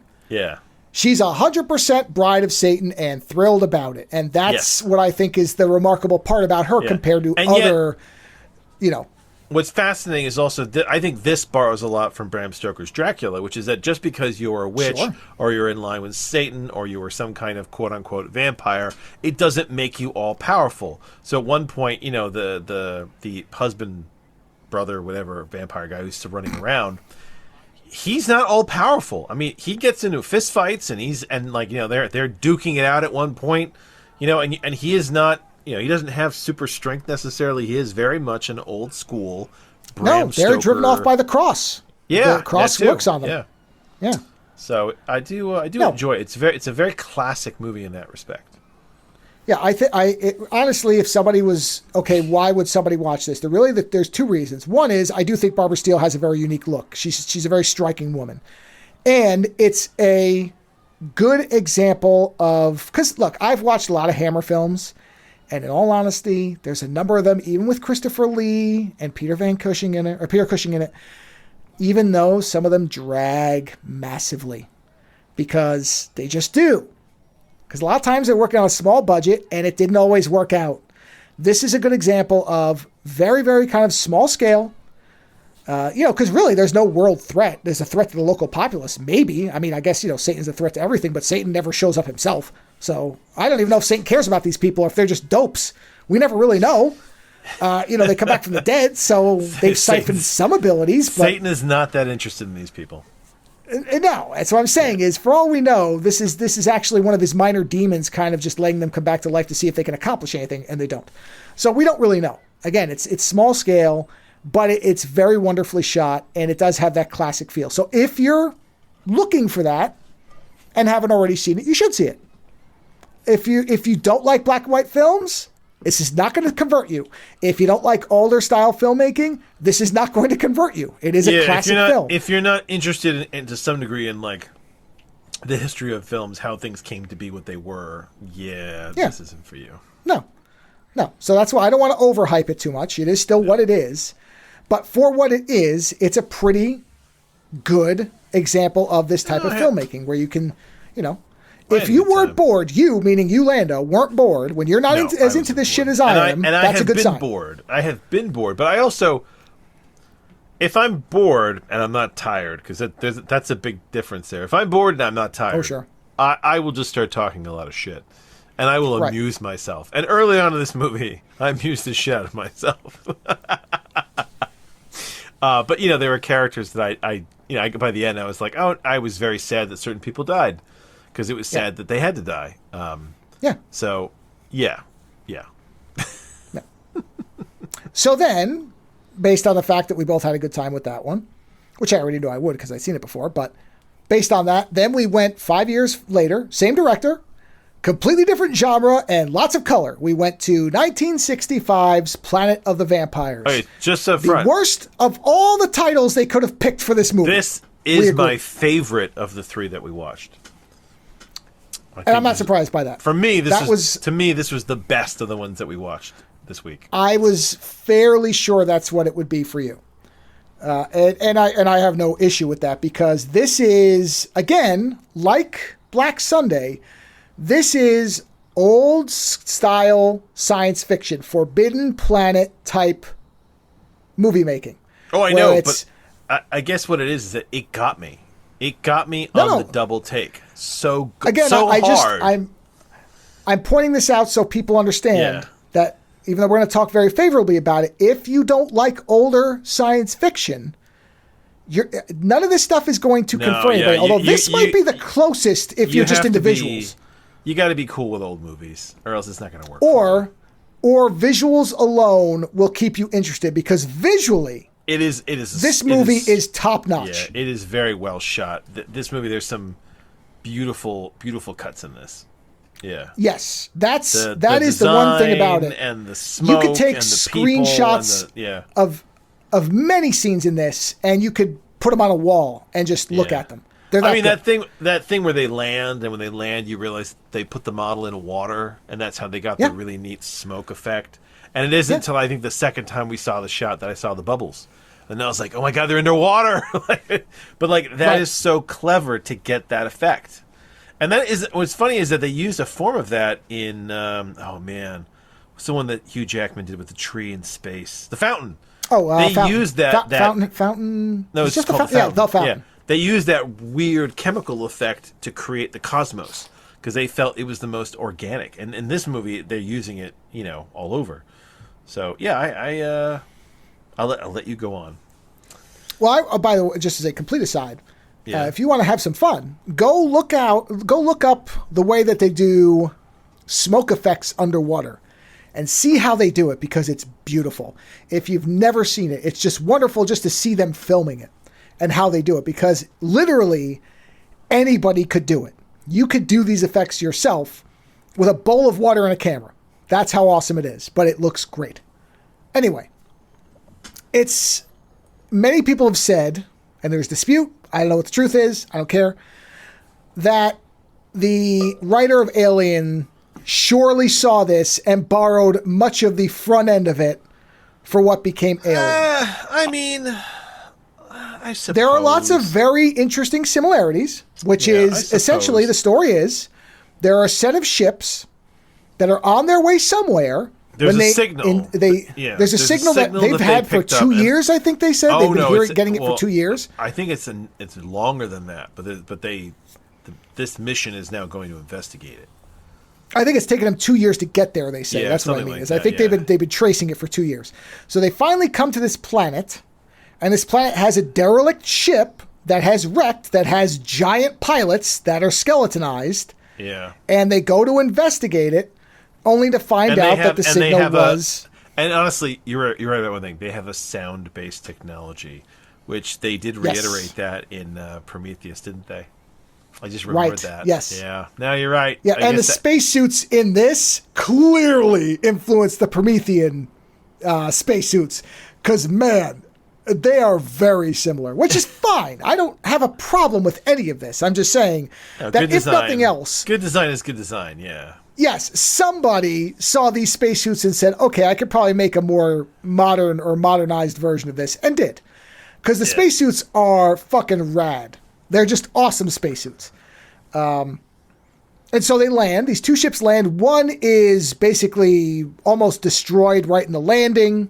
And then immediately, people start going crazy. They just start flipping out. Not everybody, but a bunch of them. Yeah, they all land. It's a really rough landing because there's a lot of gravity. And when they actually get down, everyone in this ship pretty much tries to kill each other. Everybody except Captain Gunsmoke, because he's a Western actor, as you identified immediately. Yeah, like, it was the way he guy. walked. It was the way he walked. Yeah. Yeah, he walked like he was about to go into a saloon and tell, the guy in the black hat with the 6 shooters to get out. Yeah. Yes. And sure enough, we looked him up, and that's what he did a lot of. And that's what he did, yeah. Everybody but the captain starts flipping out and fighting each other and having all these breakdowns and everything. And what you eventually discover is that on the planet is a race of psychic aliens who they come from a dying world. They crashed here, and they need to go somewhere to be able to survive. And the way that they position it, although we really don't know for sure, is they say, well, it's a symbiotic relationship. If you let us in, we'll live together. They describe it like Dax. That's kind of how they describe it. Correct. Yeah, yes. From Star Trek. And so Dax from Deadpool. Deadpool. What is it? Deep Space Nine. Sorry. Deep Space Nine. Yeah. So they're basically saying that's what we'll do. Has anybody else had species like Dax in other Star Trek shows, or is it? There is something else, and I can't remember what it is, but there's something else that's almost exactly like it. There is something else. There's something else that did. Except it's not an implant. It's not an implanted being, but it's the same idea. No, I know, but but who have another one of those is another Star Trek show that has that species in it. Oh, Trills? Oh yeah, the Trills are in TNG. Yeah, that's where they first show up. Okay, there you go. Yeah, that's the famous one where they had the lesbian kiss that was so controversial at the time. It was who kissed her? God, I can't remember. I can't remember who kissed her. It was anyway. It was a symbiote was making out with somebody. Yeah. In any event, it doesn't matter. Or was it Voyager? One of them had another Trill. In any event, the people, the spaceship crew is understandably resistant to that, and so they say, no, we're not going to do that. And hijinks ensue. And then at the end, the ship takes off. And there's 3 people left. So basically everything gets whittled down to 3 people, which is... Yeah, and the creature... It's important to mention that the aliens are reanimating dead people. Yes. So they can take over dead bodies and make them walk and walk wake around. them up, yeah. So yes. So again, similar to the zombies that show up in Black Sunday, zombies show up here as well, but now they're space zombies. So they can reanimate the dead, and the idea is that one way or another, these creatures are going to take the ship. And so at the end, ship takes off, and we come to find out that the two people they think that we thought were escaped. Survivors. Yeah, that's the thing. Well, one guy thinks they did. I thought they'd escaped. I was so sad. Yes, because Captain Gunsmoke did so good. He did, but in the end, there's 3 people left, and one of them turns out to still be himself, Human. and the other 2 have been absorbed or overtaken or whatever. Or no, it sounds like they've joined. That's the way they make it sound. They've trilled. They've trilled out. So the other 2 are trilled out, and they basically kill the 3rd guy, and then they discover that they're... No, hold on. They try to kill the 3rd guy, and the 3rd guy destroys the device that allows them to basically he blows himself up.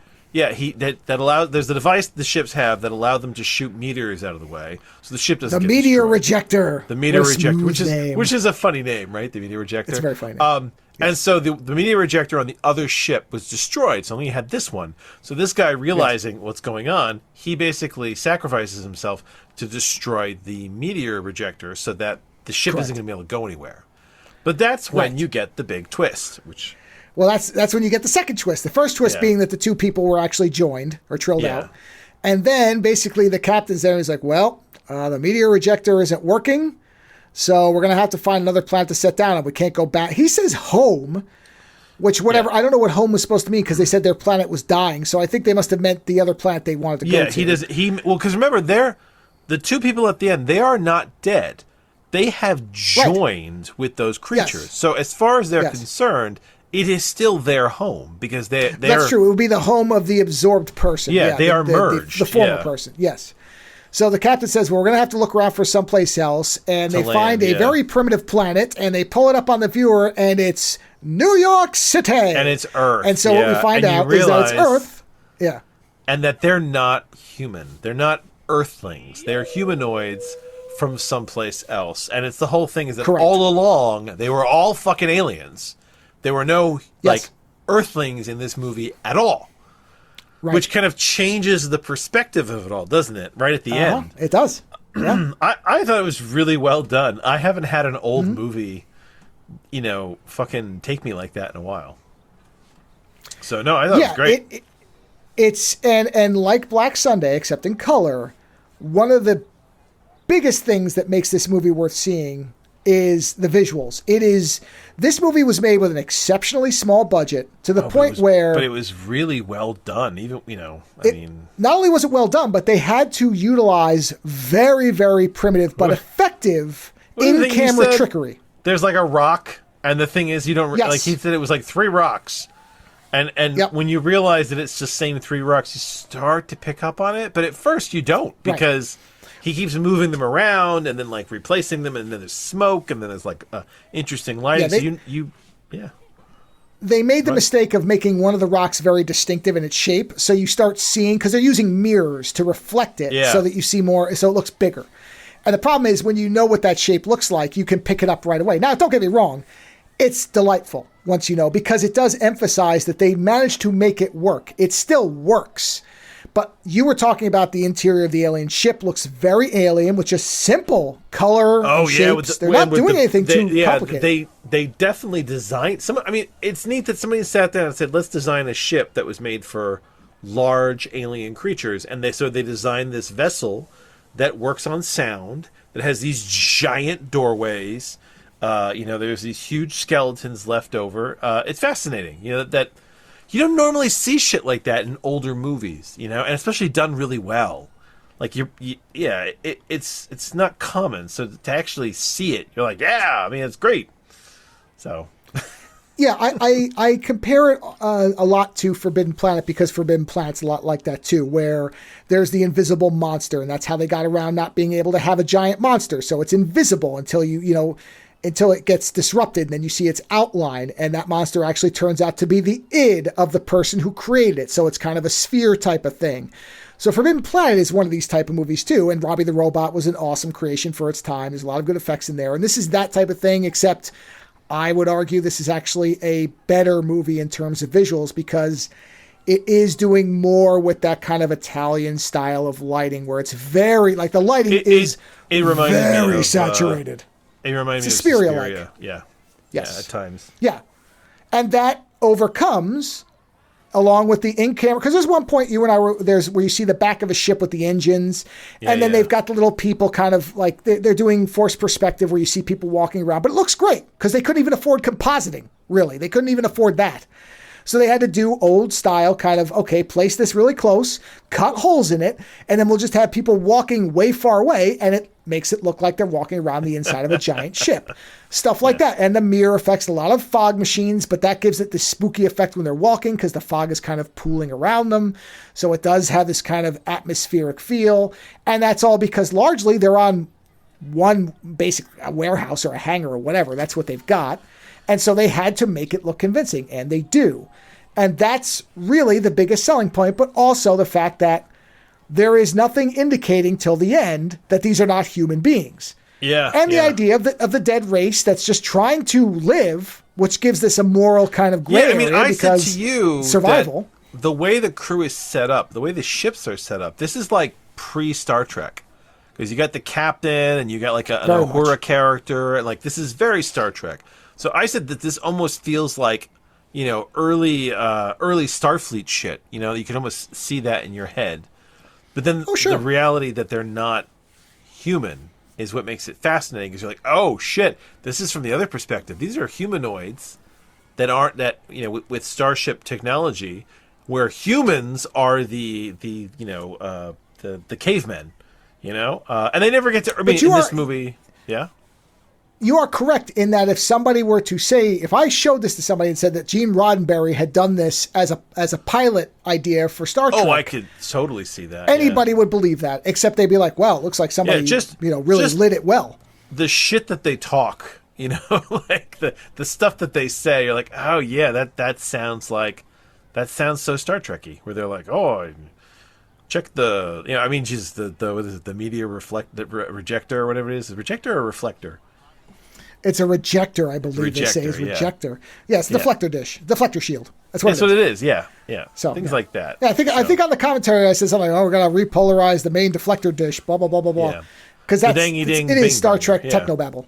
Yeah, absolutely. But beautifully made.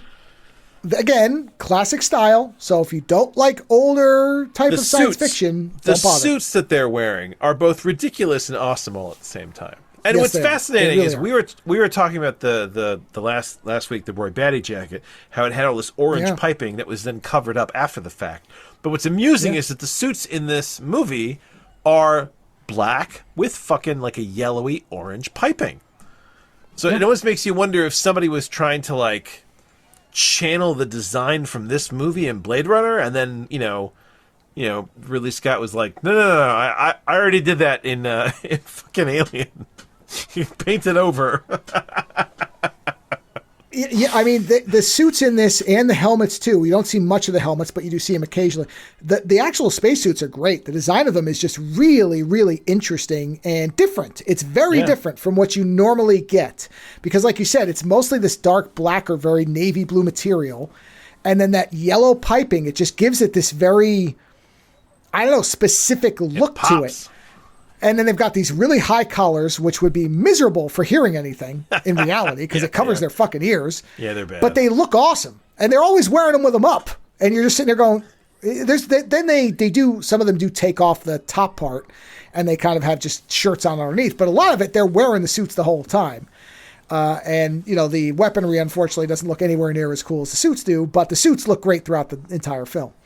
And everything else just looks really good. I mean, there's really, when they come into the alien ship, there's this shot where there's all these circular tunnels and you see them out from the distance and it looks really good. And then there's all this noise and the guy picks up the lock to unlock the thing and it's hurting him like he's being shocked by it.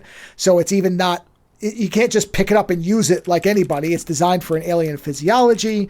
There's all these neat little things that take it from being what otherwise would be, okay, yeah, this is another older type of science fiction film, and they move it up. So, like I said, unlike... you know what? If you go to... like, I just went to Google here, and I wrote Planet of the Vampire art movie shots.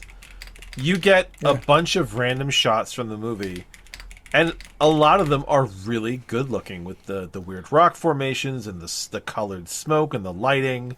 You get to see the suit designs with the gun. I mean, we also said there's something very Buck Rogers about this in the design, or Flash Gordon in the design. Yep. So, yeah, I mean, if you're fascinated, just type that in Google and look at the imagery.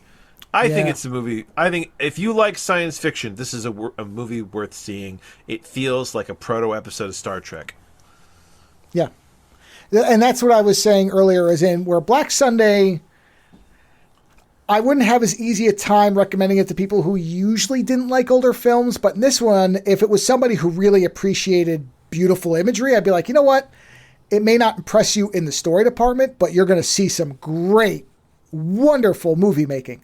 So even if you don't necessarily key into the story so much, you'll appreciate what you're seeing. And there is a lot of really rich if you like visual women imagery in here. in tight black leather, then that's Sure. it's worth If you like seeing men as in well. black and tight black leather, That works if as you well, like, yeah. if you like old Lee Marvin types, if you like that classic, rugged Western type of guy, we don't get much anymore these days, and you want to see him walking around in high collars with tight black leather. So sad when you realized that they took him over. Yeah, I was so it's a bummer. genuinely bummed because Yep. I wanted him to get away. I wanted the cowboy to ride off. And he was cool and collected for the most part all the way through. Like I mean, he was kept getting making, shit done. He kept making the mistake of leaving one guy at the door, but Yeah. Yeah. How many people could you spare? Right. Yeah. So, but like I said, you are correct. This is an easier one to recommend because the visuals are just so good that even if you're not necessarily always into, like that is one thing I will say. As much as And it honestly, the reminded us title of old Planet of Terror. Planet is of way Vampire, better it's a title terror. for this, Yeah, it's much better. The Planet of Vampire. There are no. I said that in my short review. I said, let me tell you up front. But right you know now, what? no spoilers, but no vampires. It doesn't work at all, does it? Doesn't work at all. I said only if you're looking at as metaphorically in that, but they're not taking life force from them. They're joining with them, so that's not vampires. So again, even reanimating zombies is not vampirism. I mean, it sort of is. You do come back, but not as a zombie, except if it goes wrong, Blade style. But it's. I feel like that was a bait and switch because of maybe vampires were really popular at that moment. But it's a terrible title. It's a terrible title. But even the comparison to classic Star Trek, this is better than classic Star Trek in that I can't think of a Star Trek episode that looked as good as this movie of the classic series. Oh, yeah. So even that, it's... Yeah. Could you imagine? It's classic Star Trek if what this early is. Star Trek looked like this? Holy shit. My God, it would still be running. This Well, is... It is still running. No, I mean, the original series would still be running right now. If it looked that good, it would have gotten way more than 3 years or whatever it actually got. If it looked this good. What this is the storytelling of a good Twilight Zone episode with a twist at the end, combined with Suspiria level filmmaking that just happens to star original series characters. That's what it is. It's the fusion of those three things. It's the best of each of those different things combined, and that's why we're saying it feels like Flash Gordon original series, but it looks better than either of them. Even the Flash Gordon movie, well, it's probably on par with that. That's a pretty wild looking movie. So I wouldn't say this is better. That's a pretty wild fucking movie. But this is it's just worth seeing if you have any interest in science fiction at all. You know what? I'll just broaden it out to if you enjoy science fiction, you will probably have a good time with this, or you might really like it. Hey, if you like Star Trek, I mean that right there. This is a starship, like a Star Trek style starship movie. They get a message, they go to investigate it, they take the ships down. The ships have a hard landing. There's an invasive alien species there. They're trying to get away, but they're also trying to make sure that other humanoids don't get hurt by this. I mean, it's got a horror element to it, but it's basically like a starship movie. There is also a beautiful edition of this that was released on Blu-ray with some just fantastic artwork. So, and it's relatively cheap to get that set. It's like $25, and it's a great set. So, like I said, oh wow, this is included in the 10 weirdest aliens in movies. What? Really? What number is it? I'm just curious. Hold on. I didn't think it was that weird. Oh, okay. No, it's not. They just put the picture of it there to bait you in. Never mind. Fuck this list. All right. Yeah. Anyway, very good assholes. movie.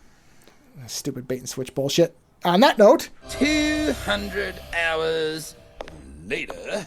Yeah, we never bait and switch you. We never talk about shit. No. That's just not our thing here. Could you imagine someone coming to this show now? I can't imagine what that must be like. You know what? It happens. I don't know how much, but it happens. We get new listeners. here and The there? hell you say? There's no way, man. The deuce you say. Yeah. No, I do.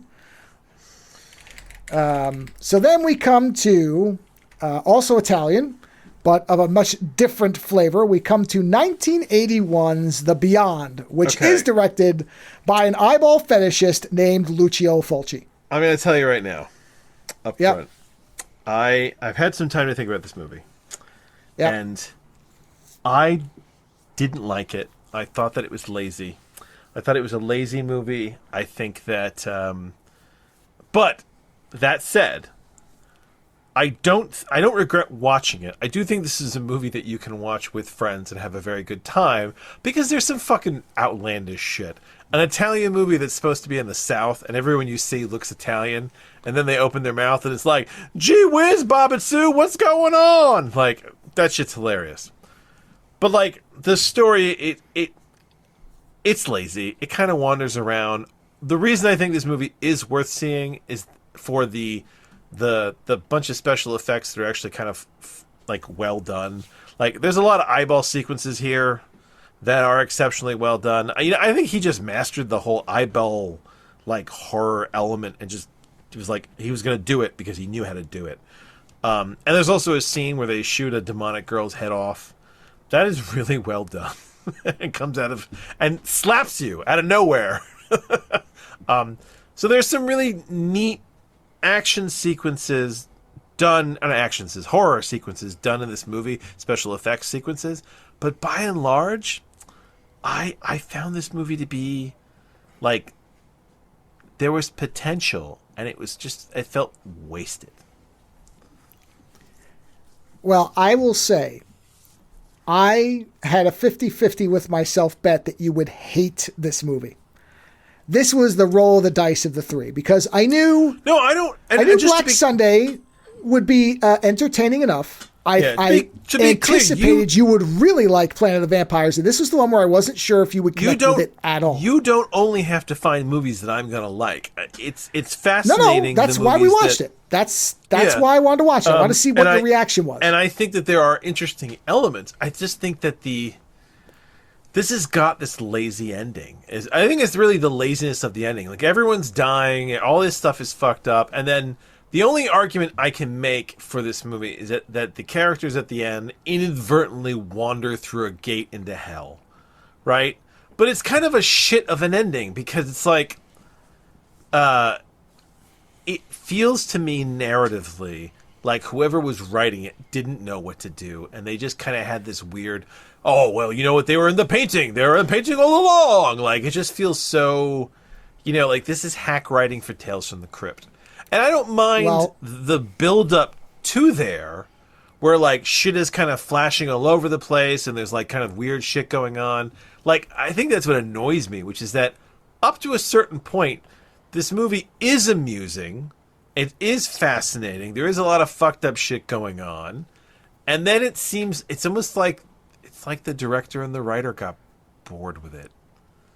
That's what it feels like to me. They just wanted to be done with it. It's almost like he needed to move on to another movie he really wanted to do. And he was like, they're in a painting. I'm done. I'm good. So, what? I'm not going to disagree with anything you said, but because there's basically two backstories to this movie, I guess is the only way to put it. And that is whether you believe what the director and the writer said they were going for, or if you think they're full of shit, which I have seen equal weight on either side, because Fulci is notoriously a bullshitter. Is it art or is it bullshit? Yeah. That's so right. And there's a very severe schism in what people think of it based on that. So, because the way that they say it was meant to be done was to specifically not make sense and to evoke the logic of a nightmare where you don't really follow what's going on and things shift radically without any real we segue. wanted to make a movie that, we didn't really have to write, and we could just throw some things up on the screen and you could be like, oh, that's terrible, and we'd be like, yeah, and then we'd make money, it'd be so good, right? Is that kind of the bullshit we're going for? Sure. Like I said, because I've read people who've said what you said, that this is lazy, that they did not put enough effort into keeping things interesting and moving, that they just kind of wandered around. Yeah, the reason I think that argument of, well, you don't understand, it's like a dream, breaks down for me is because early on, I can see that logic where like things are flashing in and out. She sees the guy like, you know, in the bathroom, like nailed to the wall. Like there's that shit. I think that early on, you know what? I'll even say this. The first half of the movie, at least, that argument makes sense. It's the second half of the movie where I feel like, you know, first it becomes zombies, and it's like, well, where are they? Well, then it doesn't make like it. The movie, it sets its own rules up early on in the flick, and then it just kind of like just forgets them for the other half, and you're like, fuck it. And your whole dream logic thing makes sense to the first half, but then you just fuck off for the second half, and it's that annoys me because it's like, well. You know, I could see why your argument. I could see your argument for the first half, but yeah, beyond that, it feels like bullshit. Which is a shame because there are some good sequences. I had a lot of fun. I mean, I laughed at parts of this movie. The Southern thing really is quite amusing because everyone is dubbed to be Southern, and it does have one of the most. You know what? I didn't even mind the knitted spider murder. The man was killed by knitted spiders. Like that's, and I think that is the thing that pisses me off is that if they had figured out a different way to end this movie, it would have been a really endearing film. But then they just decided to just fucking chuck it in the trash and go, "Oh, it's dream logic. Did you see? Like that's it's art. You just cannot understand my art." It's like, okay, well, I wouldn't agree with that. I have no problem with the ending. For me, the ending is following the idea that once they opened the hole in the wall, the prophecy of the painting just started spreading, then it's fine that they walk into it because they could never have escaped. Because I think there is a point where, and I do agree with this is what it feels like is correct, there's a crossover that happens where suddenly they're not in the same place anymore. They're in the upside down version where it's empty and full of zombies, very slow dummy zombies, but zombies nonetheless. And at that point, they are done. The part that I have trouble with there, right, is then why is the other guy there in the hospital? Well, because it started spreading out to anybody who was exposed to it, and he was exposed to the bodies. Again, I'm going with as much as there is logic. You know what? To it. And there isn't I know, much. but it's the fact that you have to make an effort. This is the abused wife syndrome we have here. You're making an effort to make up for your alcoholic abusive husband of a movie. I agree.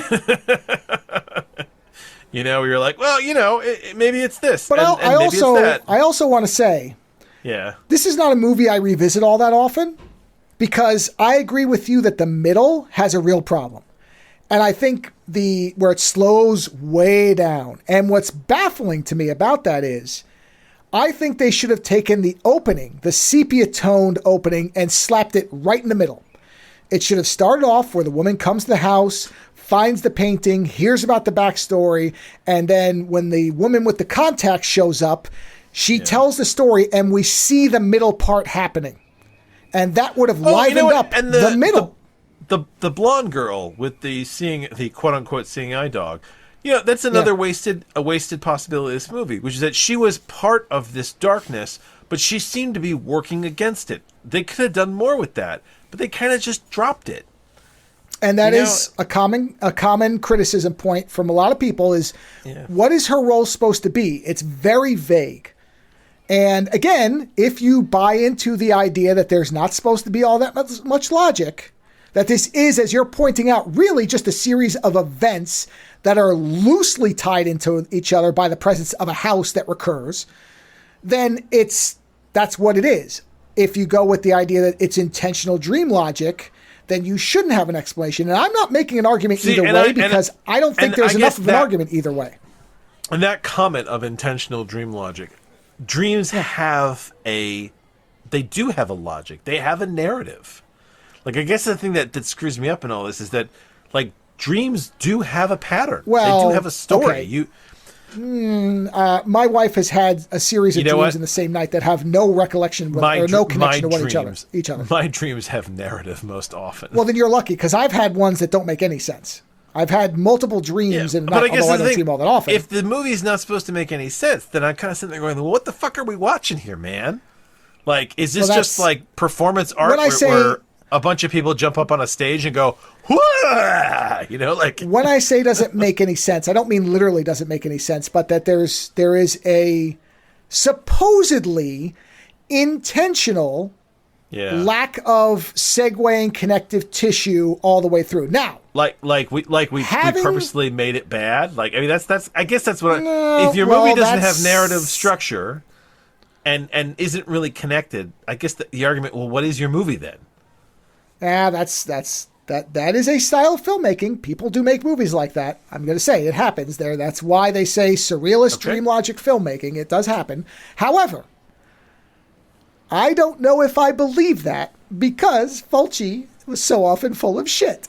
And there are people who have made movies that well after the fact it has come out that, well, they wanted to do these specific scenes and they just made up something around it so they could film it. So, I agree with you, regardless of the actual intention. Was it Dream Demon? That was one that we watched last week. Was it last week or the week before? Yes, with the two women, Dream Demon has a weird dream logic where suddenly you're stuck in a nightmare and you're not sure if she's awake or not. And it still manages to do all that and come out the other end. And I guess that's the thing that it's one of the things that bugs me, which is that we've had an example recently of someone doing this better. Okay, I will say without any qualification that I would recommend Dream Demon 1,000 times before The Beyond. Yeah. The Beyond is really... It's real... Okay, the people I would recommend The Beyond to are people who are into wacko Italian bullshit, which is me, or that want to watch it with somebody to sort of see what their reaction to it is. Because much of this is what I expected, although I'm actually surprised that you don't hate it more, because it is so weirdly put together. And again, the thing to me that makes it interesting, although again, this is probably only the third time I've watched it, and I'm not going to rush to watch it again, is I think the other whether thing too is what they said is true or not. I think you misunderstand my viewing of these things too. You and I can watch a bad movie, right? And as long as the two of us have the energy to find amusement in it, then we have a good time. It's when I agree. It's when one of us gives up, or the movie is so bad that like there's just nothing to work with. Luckily, we've only had two but of here's those. the thing: as a bad movie, there's a lot to work with here. There is a lot of amusement in this movie to be had. Just the fact that the southern accents. As a bad movie, yes, watch it with friends. Why? People's eyes get ripped out. The girl's head gets blown off. A lot of like the one plumber looks like Cheech. There's weird sexual tension where it probably shouldn't be. Yeah. I mean, there's lots of weird shit in this movie. Yeah. So as a suggestion to others, my review is, hey, you know what? If you're a little tipsy with friends and you want to watch a silly movie and talk a lot of shit and at times go, hey, that was well done, this movie is perfect for that. Yeah. But as a movie on its own, no, I think that I don't believe you don't understand my art. Like, no, I don't buy that. And my only difference in that would be I would actually recommend it to anybody who's into 80s horror to watch once, because it may not actually be that good for you in the end, but you will see things in it that you don't often see. For example, a little girl getting half her face blown off without even a microsecond of consideration. Hold on. That girl gets executed so quickly. It's amazing. Hold on. Let's do this. Yeah. Open that movie up. Do you have that on your desktop? Yeah, I've got it. I've got it right here. Open it up. Yeah. Open it up. Hold on, let me get it. And let's. To Beyond. We never, because we watched it and we always had it on freeze frame. We never actually watched that sequence, frame by frame, to see how it was done. Oh, how she got their head blown off? Yeah, because in the movie it goes so quick. You know what I mean? It does. Hold on. So here's where he's shooting everybody else. Yep, he's about to shoot. I think it's at 1 hour. Yeah, I've got it. I'm in the room with it. Yep. Where's where he kills the girl? Hold on. There she is. Hold on. Let me just frame by frame it. So hold on. This is going to take a I'm second. trying to get to. What is it? 120. What are you at? It's 121. Hold on. If you want the exact moment, it's 121. I want to see the effect. Hold on. This is where he shoots the other thing. Hold on. Come on, 121.40. Yeah, because then he turns and it's like, and she's like, meow, and tries to put her eye. Hold on. Hold on. I got it on 5 times speed now. It's 122.04. No. It's so a dummy. tight. It's 122.05. Oh my God, the dummy's so bad. Oh my God! Yeah. You know what? Hold on. If you go to 122.04, all you can see is the fucking thing exploding. Yeah. Well, for me, it's 122.05 is where it's blowing up. Yeah, it's a head. They popped a head. They popped a rubber head. Oh, you know what? But It it's works great. so well in the movie. Oh, freeze it when it whips back forwards. That's even better. Then it looks really good. 122 like 7 or 8 when it ricochets forward and you see it. Then it looks real. I think you and I are slightly off from each other. Yeah, there's a part where the head kind of bangles back forward and you see it with the hole in it. But then it looks very realistic because the eyes are missing. Yeah. Then it looks great. But yes, it's a very, very fake looking head. But you're right. It's so quick. And in the movie, it's so shocking because it's like he doesn't even think about it. As soon as that girl shows up with the eyes, it's like, oh, she's got her hand on your, she's got her hand on your face. Boom! Like he doesn't even question it. Don't touch my girlfriend. Yeah, yeah. It's amazing when he does that. It's just like, oh boy, did he not give a fuck. So yeah, I mean, this is one of those movies. It had a lot of potential, but I don't think it pulled it off. And I think it is worth watching with friends to like enjoy and kind of find amusements in. Or if you're like me and you're into horror of this era, you should watch it once. Horrors of the era. If you're into this kind of, and especially if you're new to Italian nonsense, then you're going to really love it. Now, interestingly, if you're into Italian contrary nonsense. to what you and I both thought, well, really what I thought, this movie was shot in New Orleans. This was it really? mostly filmed. Yes, it was. No shit. Yep. I did not think that was the case. So some of it was filmed in I Rome, but there was a lot. Shots were, but I thought, much like a lot of the movies of this time, that only certain key scenes were shot in the outside to establish it, and then the rest was in Rome. But from what I've read, not correct. It was shot mostly on location, in and around, because they got, I guess, a tax break from the Louisiana Film Commission, so that helps. That surprises the fuck out of me. I was very surprised too. Yeah, it says the majority of the Beyond was filmed on location in late 1980 in New Orleans, Louisiana, as well as, I can't pronounce that, Monroe and Madisonville. So, yeah, they had a local person scout it to find this house. It's a famous house, which we figured that was probably there. Yeah. But yeah, they filmed on a university. The graveyard is a real New Orleans graveyard, not an Italian one. I thought it was an Italian we were one. very wrong. Yeah. Nope. Yeah. So wait, are they actually Italians in the movie? Are they actually most Americans were English speakers. Yeah. However, English, or mostly American?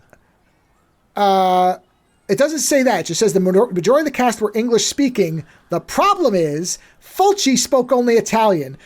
Here, quote, due to the language barrier, much of his direction was done with, quote, miming, making faces, and moving his body to make the actors understand what he wanted of them, end quote. Oh, my God. Yeah. So fortunately, the local guy that they got to scout the locations just happened to be a fluent Italian speaker, so he had to step in and try to translate what Fulci was saying. Which I'm sure I've seen interviews with Fulci, and even as a fluent speaker, I'm betting that wasn't the easiest thing in the world. Oh, man. So, most of the stuff they did in Rome were the special effects scenes, because they had to set up the interiors and that type of thing. So most of the biggest special effects stuff was done in Rome, but the actual rest of it was largely done in New Orleans, which is shocking. Yeah, but, I mean, it doesn't necessarily feel like it. Yeah. Ah, God. So there you have it. So it is a remarkably interesting film. But, for example, Roger Ebert hated it, but others thought that it was a beautiful example of, quote, surrealistic fever dream filmmaking. So again, it's like, okay, it just depends. Some people I think will connect with it. Some people won't. Like you, I'm not sorry I watched it again. I didn't find that it got worse than the last time I watched it, but do I think it's one of the better examples of Italian filmmaking? Not really, but there is this interesting thing that when you watch a lot of these, you pick up, which is there's a big preoccupation with haunted book that if you open it, bad things happen. Oh, there was a dogs lot of attacking people that they initially are protective of. Like there's these Italian themes. There was a lot of weird music. There was a lot of callbacks, I feel, to movies like Suspiria and then the sequel. Yeah. That's why I watch a lot of this, even if I don't necessarily really love them. It is interesting to try to identify these common aspects. Fulci is particular with the eyes. So the Fulci thing is eyes. That's just, he likes eyes. Yeah, Whereas Argento was black that, leather gloves and slashers. That's what he liked. Black leather gloves. It's the thing he liked. So, and putting women through windows. Glass. He really liked glass, throwing women through windows. Yeah, he had a big thing for that. I don't know what that came from. Probably best not to investigate that too far. So, and yeah. So I would agree of the three. I'm with you. I think Planet of the Vampires is the easiest one to recommend to kind of anybody. I would have no problem telling almost anybody that likes science fiction at the very least. If I was going to watch any of these movies again, it would be Planet of the Vampires. Otherwise, it would probably be that for me too. I don't really have an interest in watching the other ones again. Yeah, I mean, I could go back to Black Sunday here and there, but if I was going to watch one often, relatively, it would probably be Planet of the Vampires because it is just gorgeous to look at. Yeah. You don't really even have to really care what's going on in it, but also the twist ending is fun. Yeah. Whereas The Beyond, as you said, some people are going to find the end of The Beyond to be more of an irritation than kind of a, oh, look at that. And then Black Sunday is a very standard ending. It just ends. It ends, good guys win, witch gets killed, done. It's it's funny. I feel like The Beyond is like an attempt at what movies like Hellraiser got right. Does that make sense to you? Yeah, sure, I can see that. Because Hellraiser, it does that thing where, like, once you trigger the box, well, you're part of it now. You can't get away from it, and they can kind of just come get you wherever. And here's a great example, because the remake we just saw, or the reboot, whatever, of Hellraiser. That is a movie that's got dream logic in there. They come out of nowhere. I mean, that scene where they come out of the van while it's moving and they suck them into another universe, right? It's that kind of logic, right? But the thing about that movie is that movie has rules. Weird rules to its kind of strange dream world that are consistent all the way through. And the girl does walk away. She doesn't get what she wants, but she does walk away because she makes the smart choice. Do you know what I mean? So for me, I think that a movie like The Beyond is an early attempt at a good Hellraiser movie. Sure. They just didn't pull it off. It definitely has problems. So I think we agree that there are segments of the movie that make it worth seeing. I don't own the movie. I probably will not watch it again for quite a while. If I wanted to watch some Fulci bullshit, would this be one of the ones? Fulci bullshit.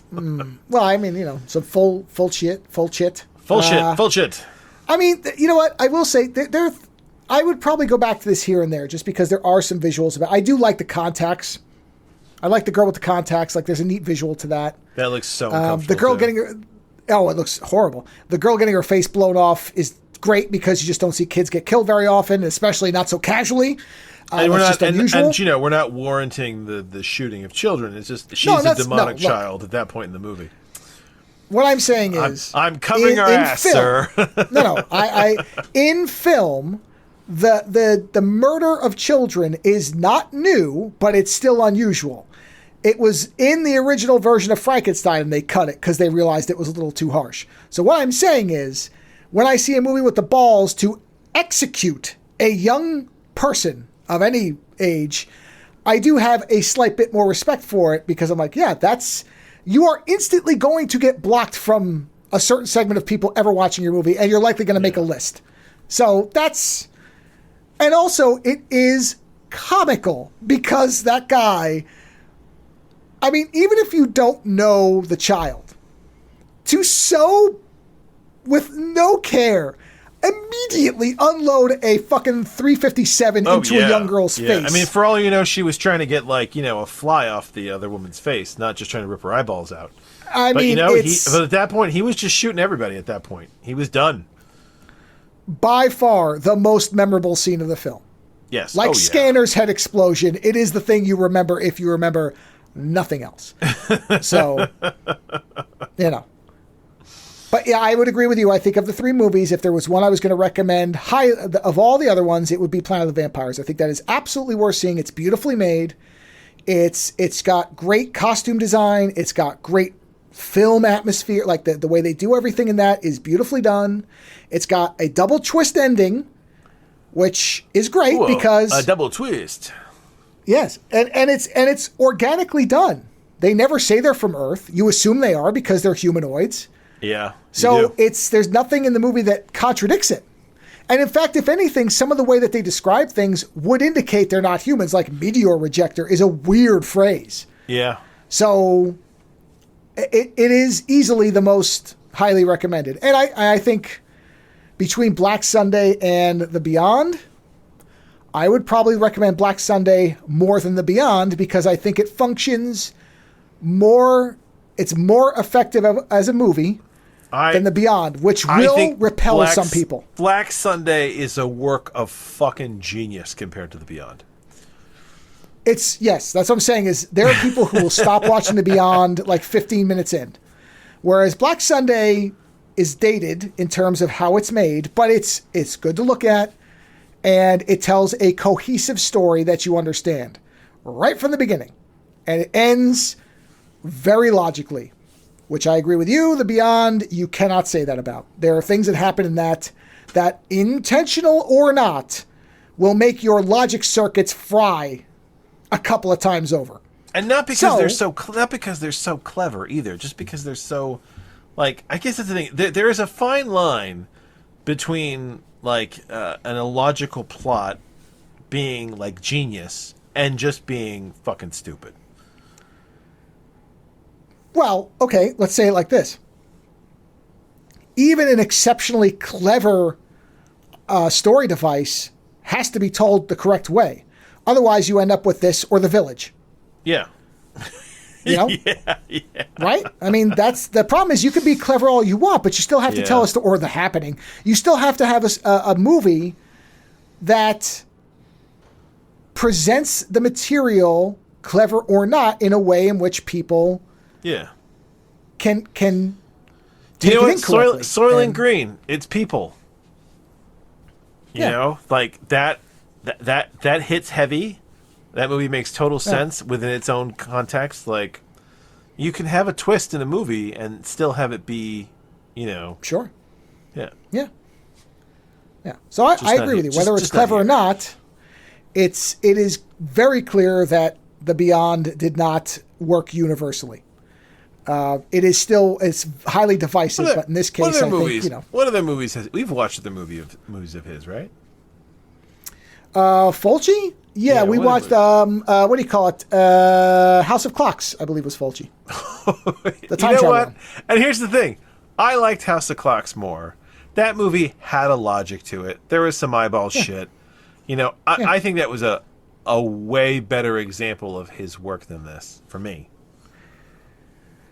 Yeah, I've watched quite a few of his movies. If this was the first movie of his that I had seen, I wouldn't want to watch more of his movies. But the fact that he did House of Clocks, I'm like, okay, well, I know this guy can do better. it's in. I'll say this about Fulci in closing. Fulci's an interesting filmmaker because he has done things that he's taken some big swings that have mostly been failures, like Murder Rock, which is famously a slasher that is a musical, and it is another love it or hate it. Some people think it's delightfully off the rails. It's a murder musical. Yes, it's. I'm gonna watch the trailer. What is it called? Murder Rock. Yeah, it's called Murder Rock. Yeah, it is. Yeah. Did you like it? 1984? Was it 1984? It is 19. Oh yeah. It came Murder. Yeah, the other title of it is Murder Rock Dancing Death. Yeah, it's I only watched it once. Yeah. And that's not, and I probably should watch it again. I was so kind of baffled by it in terms of the way it functioned. Did I like it? Oh boy. That's a goddamn. I don't even know how to Did I like it? I respect the attempt that it was. Sorry. I like the flashing murder death sex sequence. Yeah, it's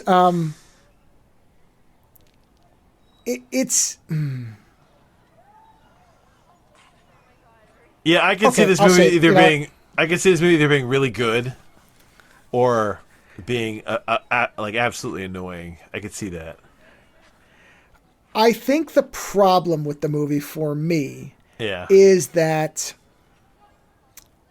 if I'm coming to Fulci, here, this is a good example. There's two ends of the spectrum when it comes to this type of film for me. I come to Italian films for one of a few things. Either they have to be like Suspiria, where I don't really care if the story makes a lot of sense, but it has to look spectacular. It has to just look great and have like memorable things. Like the soundtrack and the look of Suspiria are what make it. The story itself, not much to it, not much happens, but there's beautiful imagery along with a probably Goblin's best soundtrack, in my opinion, as far as the movie goes. Beautiful, classic. Fulci also made The New York Ripper. The New York Ripper is one of the meanest, cruelest slasher films I've ever seen. Is that the broken bottle to yes, the that's the bottle from crotch to lip, yes. Got it. Combined with a killer who talks in a Daffy Duck voice, specifically a Daffy Duck voice. And it is so strangely mean that it is... A lot of people don't like it at all. I'll never watch it again, I doubt, because it is... And yet there's parts of it that are really mesmerizing. And as a movie, it is so... Again, like Murder Rock, to make a movie that seems so just misogynistically cruel is weird. Because I don't know much about Lucio Fulci as a person. I have no idea. But I don't feel like it was made because he hated women. I don't feel like this is a William S. Burroughs situation where there's this, you start to discover, William S. Burroughs really hated women. At least in some respect, because goddamn, you read into his writing, you start picking things up easily.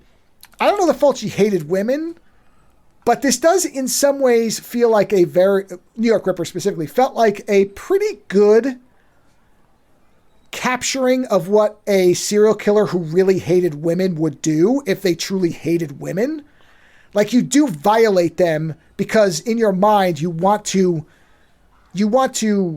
disrespect them all the way into death and past it. And that's what a person who truly hates women to the point of murdering them, in my mind, would be doing. You want to dehumanize them by their very sexuality. I'm reading something that says that it's not that he was he didn't hate women. He was a misogynist. They said that he was a misanthropist. He was an equal opportunity horror show for everyone. Yeah. Well, all right. Okay. Well, that makes sense. If you take the bulk of his work into account, he killed everybody. That makes sense. That makes sense. But New York Ripper is considered to be a peak, though, of the misogyny argument. Oh yeah. No, it is a remarkable film. I'm glad I watched it because I don't know that I'll ever see anything quite like it again. And there are movies that I've heard of that are in infamy that I will never watch because they will be genuinely disturbing because they present things in a way that seems too realistic. New York Ripper never seems real. There's a movie called The Devil's Honey. Have you heard of that? I've heard of it. I haven't seen it. A young woman abducts and subjects a doctor who she holds responsible for the death of her boyfriend to acts of sexual torture. I don't know if that feels like just an art piece to me. I mean, I don't know if I'd probably watch that. Maybe I'll screen that before we watch that.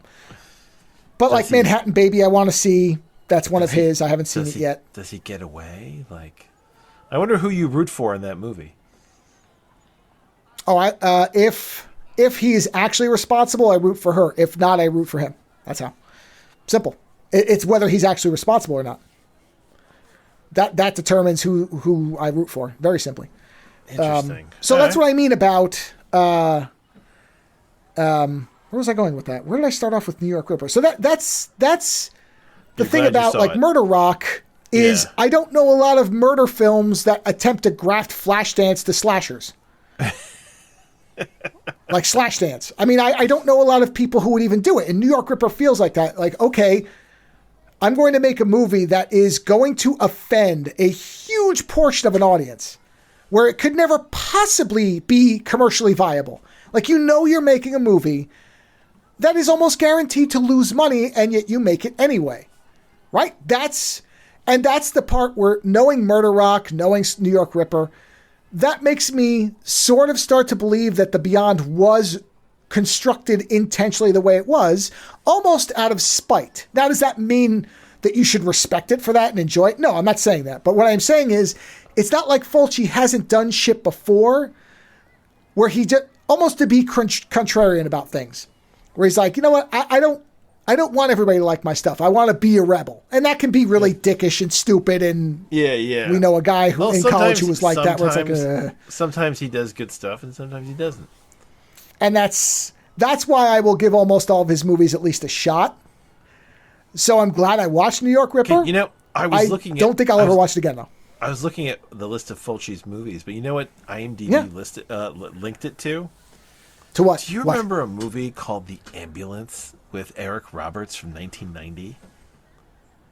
Have you ever seen this? Yeah. I remember vaguely Eric like Roberts, one James part Earl of that. Jones. Yeah. God, I forgot all about that movie, but now you said it, I remember like a whole scene from weird, like thriller horror. I don't even know if it's a horror movie. It's just a thriller. Yeah, that was back. I'd say. That was back when there was some chance of Eric Roberts becoming something amazing.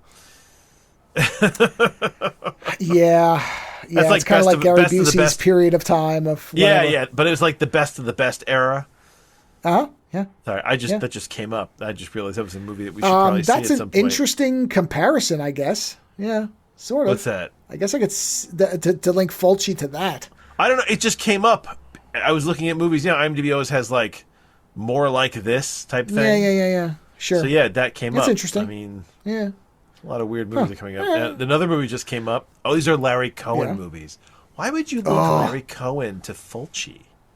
Okay, no, it makes sense. Because Larry Cohen also made movies that were kind of like, okay, you're going to alienate people with this. Yeah. For example, God Told Me To, which we will watch at some point because I think that's a great movie. But that's a very specific, or It's Alive. Let's make a movie about killer babies that they want to kill, right? Maniac Cop. You're not going to have the police on your side after that one, are you? You know what I mean? Like there's stuff like that where I'm like, no, Larry Cohen feels like that type. I don't think he's as Fulci feels like he was more willing to alienate more people than Cohen. If that makes sense. Yeah. But Cohen also would make movies. I mean, he made normal stuff too, but he would make movies every so often. You're like, ooh, boy.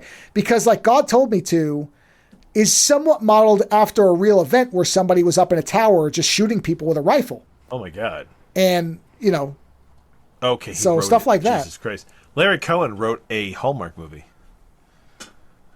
I'm not surprised by that. My God, he wrote a Western. My God, maybe we should see this. It's a Western Hallmark movie. Dean Cain. Dean Cain is the lead. Oh boy. How the hell do you Hallmark a Western? Wow. Oh my God. That's hilarious. Honestly, I haven't heard of anybody else in it. There's a guy named James Tupper and Allison Hossack. Don't know them. But it's a Hallmark channel. It's called The Gambler, the Girl, and the Gunslinger. And it's written by fucking Larry Cohen. Wow, really? That's a weird one. That's fascinating, really. Yeah, how does that happen? I mean, Larry Cohen was a writer who did a lot of stuff. So he could write. I mean, he wrote a lot of TV shows and different stuff. So weird. That's strange, though. Yeah.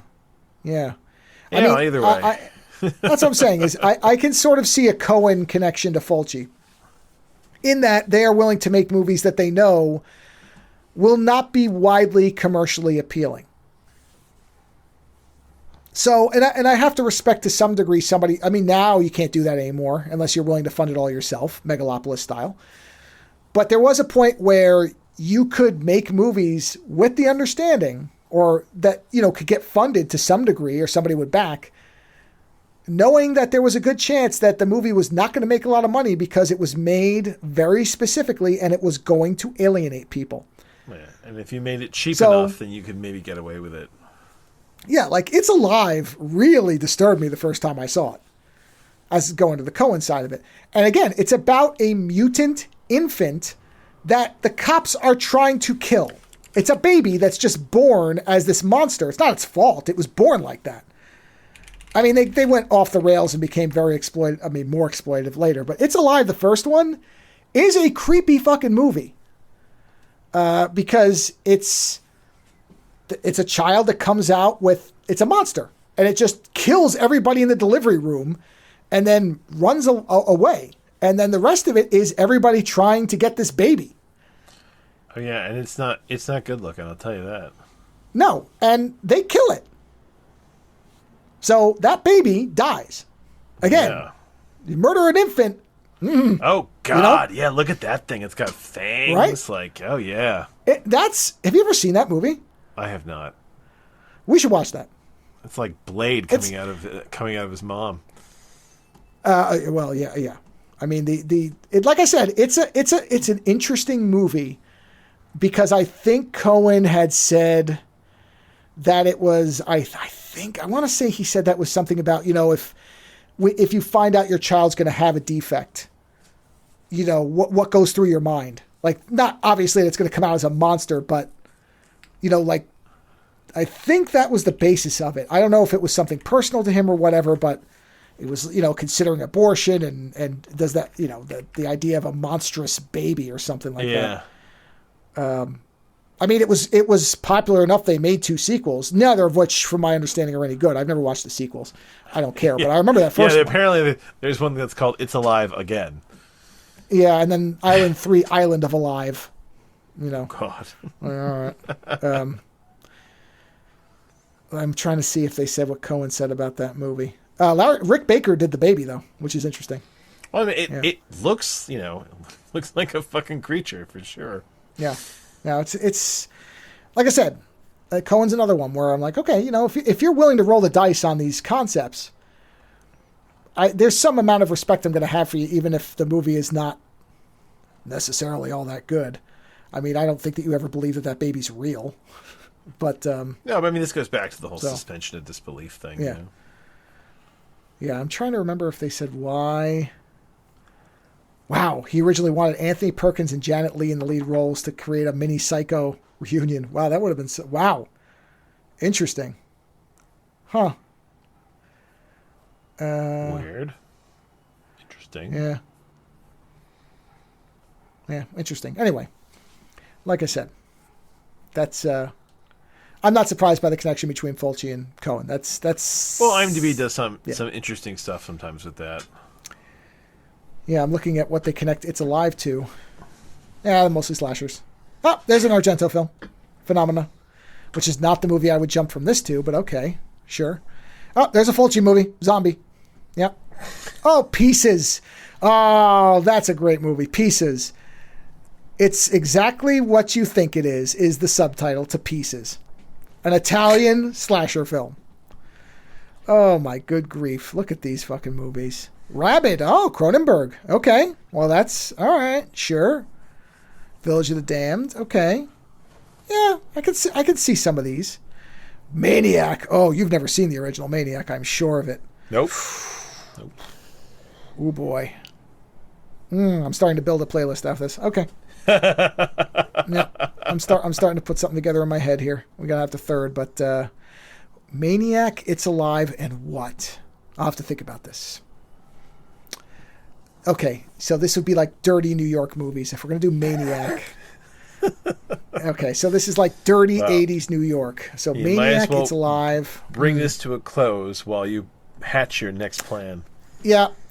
We're going to be just short of 3 hours. Well, anyway, folks, that's those are our reviews. So depending on your mindset, any of those 3 films may work for you. I would actually say, if you're like me, if you've got a couple screws loose, I would watch any of these at least once. The one that I think Lando and I would agree you would probably come back to more often and be the most impressed by would definitely be Planet of the Vampires. That one is very easy to... And it's short. I think, was it even an hour and a half? I think it was an hour 20-something. Hour 27:51. There you go. And I think that one is... I think these are all free to watch on some service or another. Let me verify. I always like to check that. Planet of the Vampires, I'm pretty sure, is, as well as Black Sunday, because they're older. Let's see. Pluto.tv and Plex.tv, which are free with ads, have Planet of the Vampires. Black Sunday, I would guarantee, is free to watch. Probably on YouTube too. Let's see that. Black Sunday is on, everything. Tubi, Fossum, Plex, Pluto, every goddamn thing in the world. And the Beyond, I'll bet, is a Tubi. Let's see.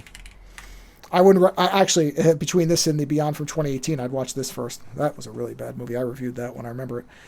Yes, the Beyond is on everything. Tubi, Pluto, Fossum, blah, blah, blah, blah, blah, everything. So all these movies are free to watch. So if any of them pique your interest, you can watch them without having to pay anything. And, I would be very, very interested in anybody's feedback if you watch The Beyond. Because I don't think Lando's wrong. I don't think people who like it are wrong. I don't think people who hate it are wrong. I think it's a very uniquely constructed film. Whether that was intentional or not, I guess, is the true mystery. The true secret of what was in the house is whether you think this movie is worth watching or not. So, by all means, whatever you do, enjoy your weekend. And, that's it. We will talk to you again next week.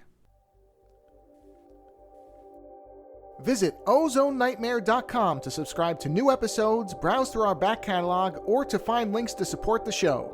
Follow @OzoneNightmare on Twitter for the latest episode postings and other show information. If 280 characters just isn't enough, you can always email us, theozonenightmare@gmail.com. The opening theme for the show is provided by Heartbeat Hero. The closing theme is provided by Ogre. Please visit and support these artists using the links in the show notes for each episode.